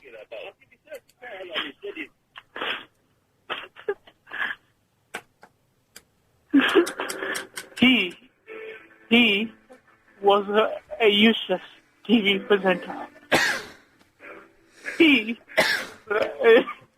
Come on, you can do it, you can do it. He was a student. Then he done radio. Then he done radio. He took his limelight. Now they go head to head in Mastermind on Thursday. Don't miss it. Don't miss it. He can barely say it. This is going to be a piece of cake. I'm going to destroy that young lady. OK, there we go. Call it quits for the day. So, what's happening this evening? Well, Clive Bull is on 8 till 12. Always worth a listen. If you like this, you'll like Clive. If you don't like this, you'll probably like Clive as well because he's brilliant. Big quiz with Gary King at 7 o'clock. Nightly News is coming next. I'm not in tomorrow. John Holmes is in, so be very nice to him if you can. And I shall be back on Thursday at 3 o'clock with Dr. Carl Kennedy from Neighbours. See you then. Bye-bye. This show is completely... If Ian Lee in any way approaches being funny, he does